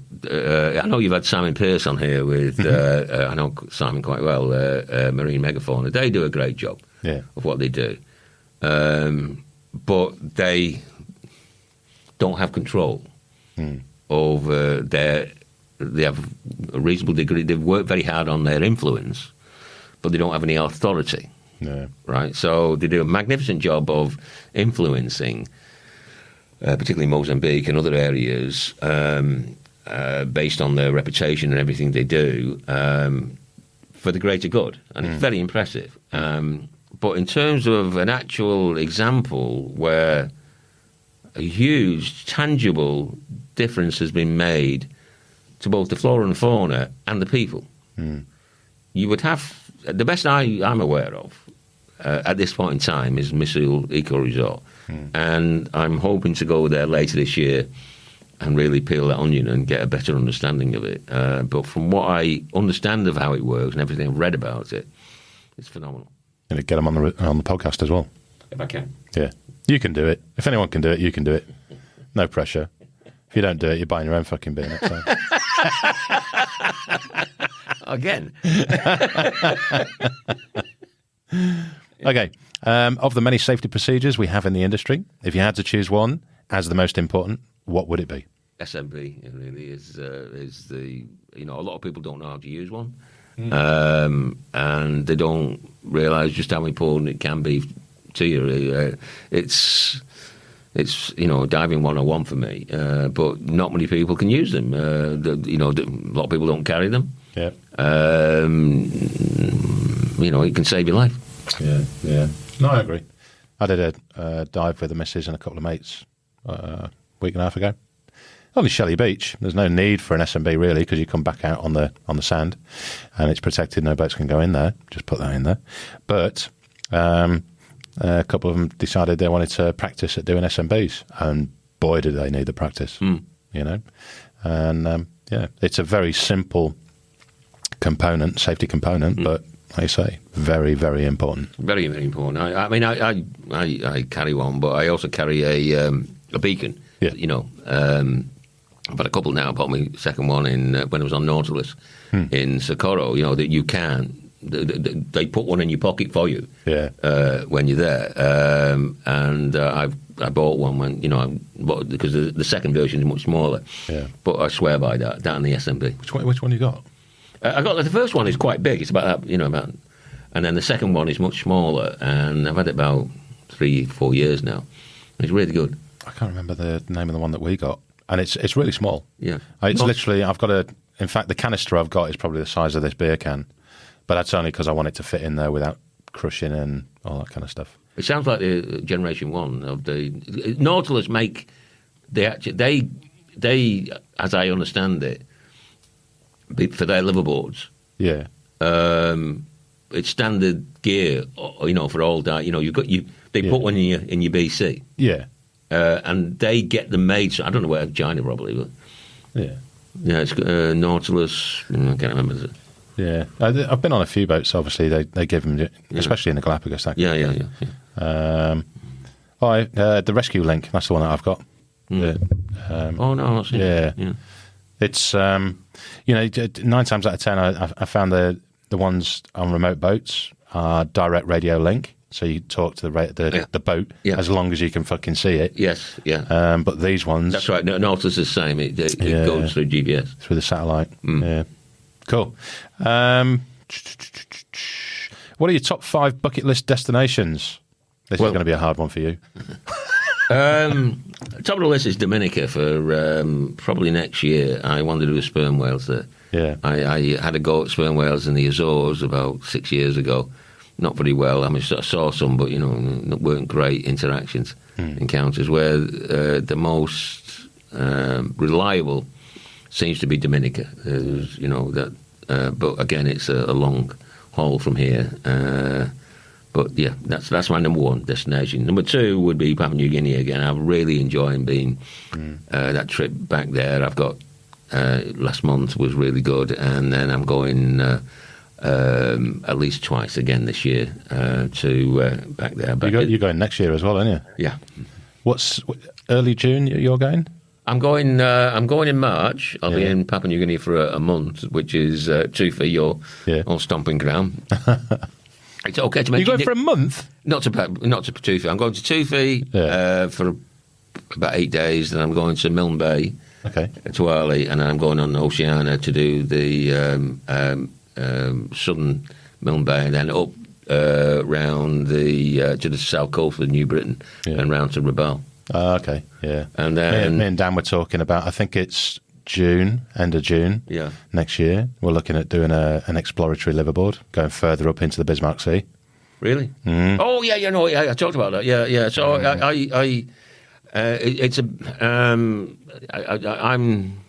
focused right now on 23 of getting everything. Yeah. I've got a lot of stuff coming. Get all your ducks lined up.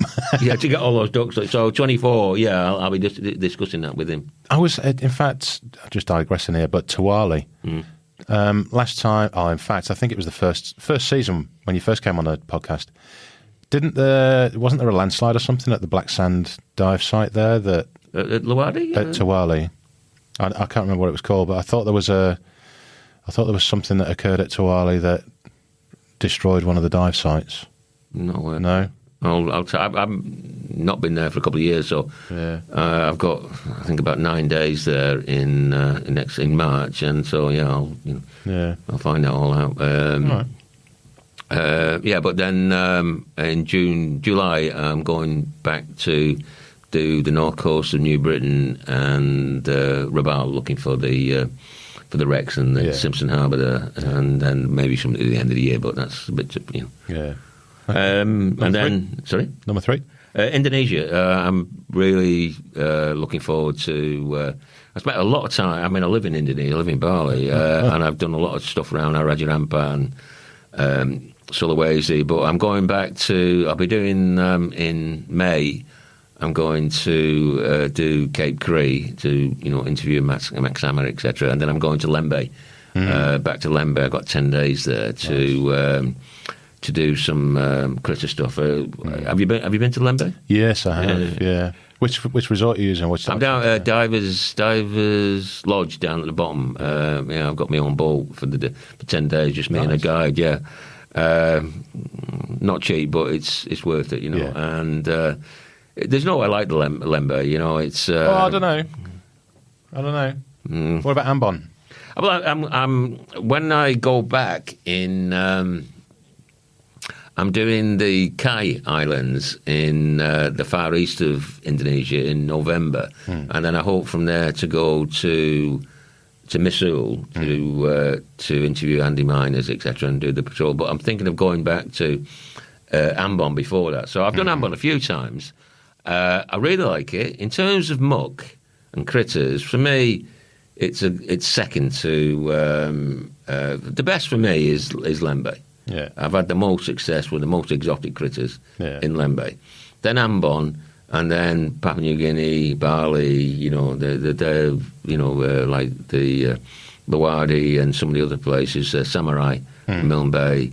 I've had Chiffy jetties good on it. When it's going, it goes good. Dan was telling me that they've dredged at the jetty there. Really? Yeah, in Chiffy? A couple of years ago. Oh, I didn't know that. No, I didn't. No.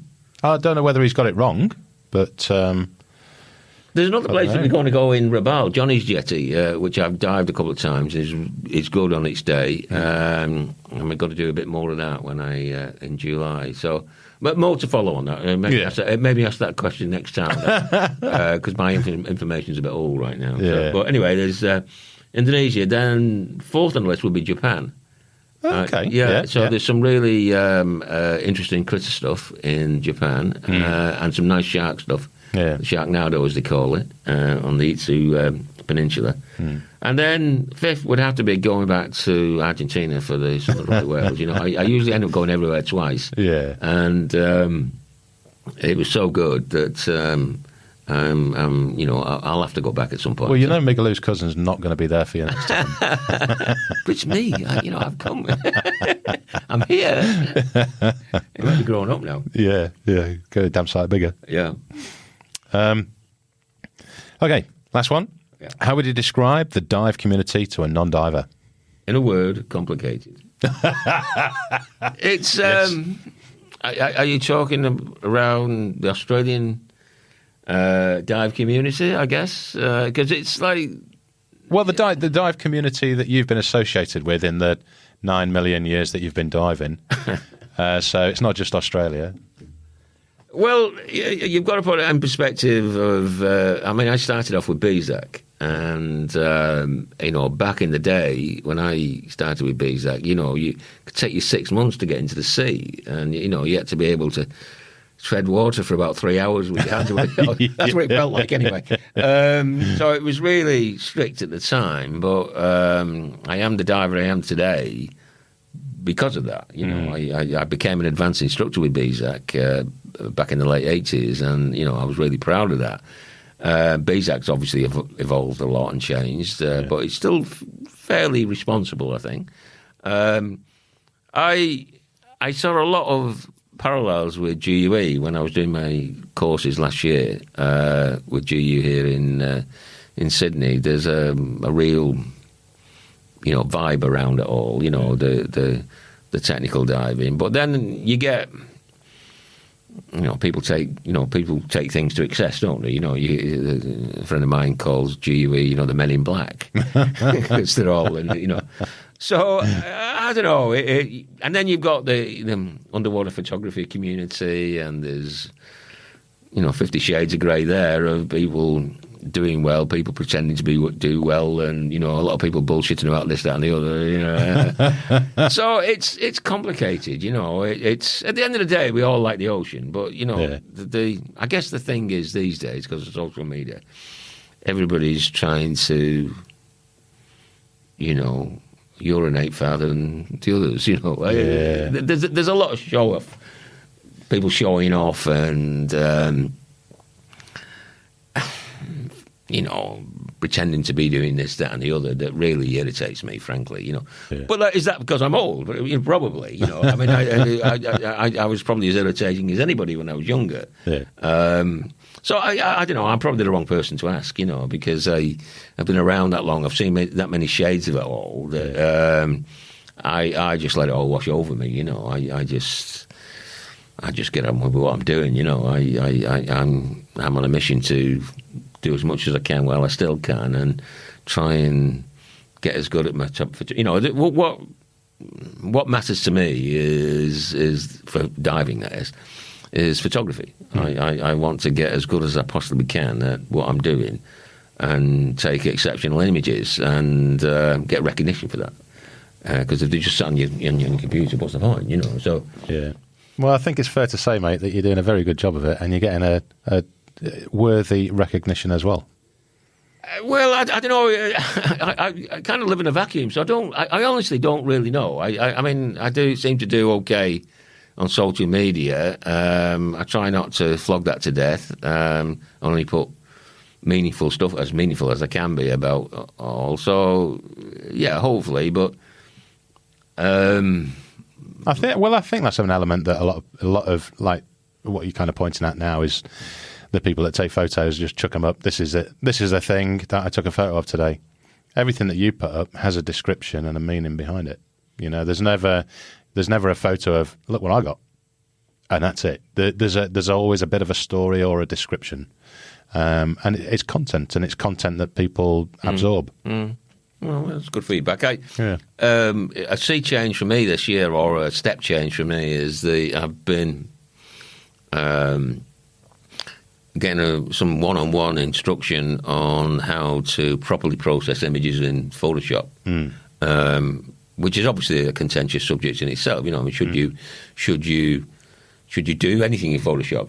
People say, well, you shouldn't really do it. But for me, it's just a digital darkroom. And the fundamental thing is that if you really get into this, the top of the really good. All cameras are good these days. You can't blame the camera anymore. No.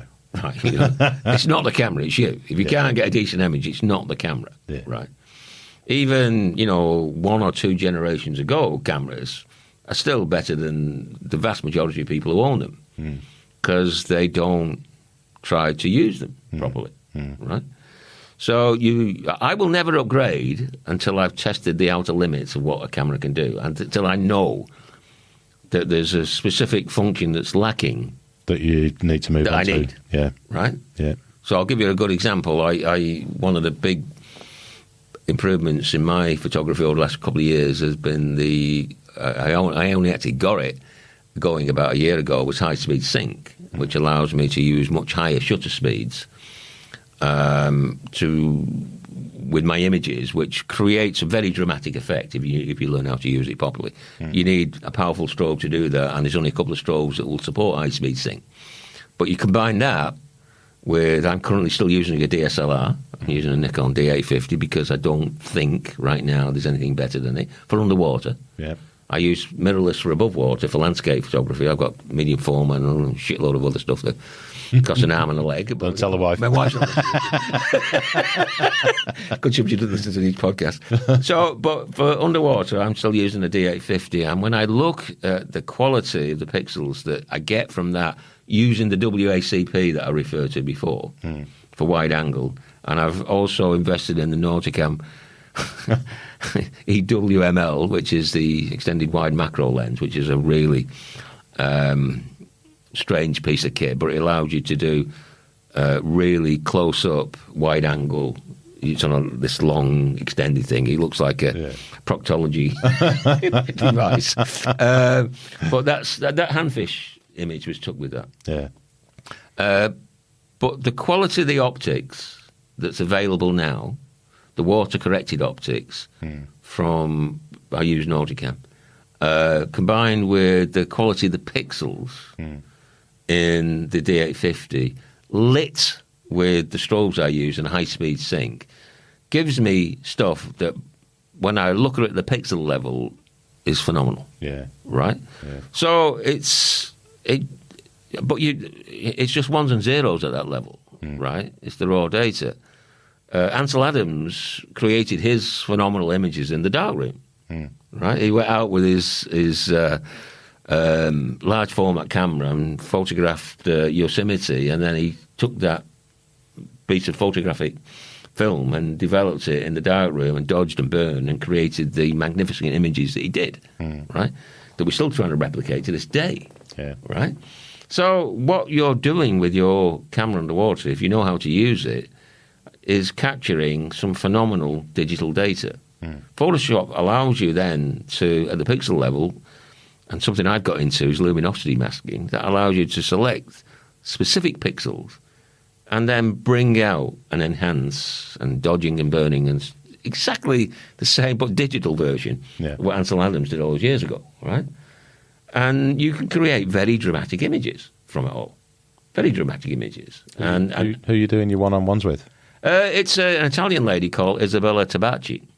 Google her, Isabella Tabacchi. And are you doing that remotely, or is she here in Sydney? No, she's in Bologna, and I just did a 2-hour session, Zoom session with her on Sunday morning. Actually, if you look at her landscape images, and an interesting thing, I'll come back to in a minute. But you look at her landscape images, and they're absolutely to die for. You know, she gets it right in camera. And even when she can't get it right, absolutely right in camera, so for like depth of field, she'll do image stacking and then puts it all together and she corrects any movement, blah, blah, blah. But she gets this fantastic digital negative, shall we say, and then she enhances it and brings out details. And you look at images and they're absolutely stunning. Yeah. So I first of all, I reached out to her and I signed up for some of her training for landscape, but it turns out she's interested in underwater.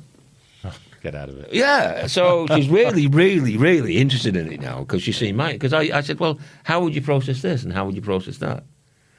So I can't tell you how life-changing it is to take, the first one I did it with was a great white image, right? And now it was a really good shot.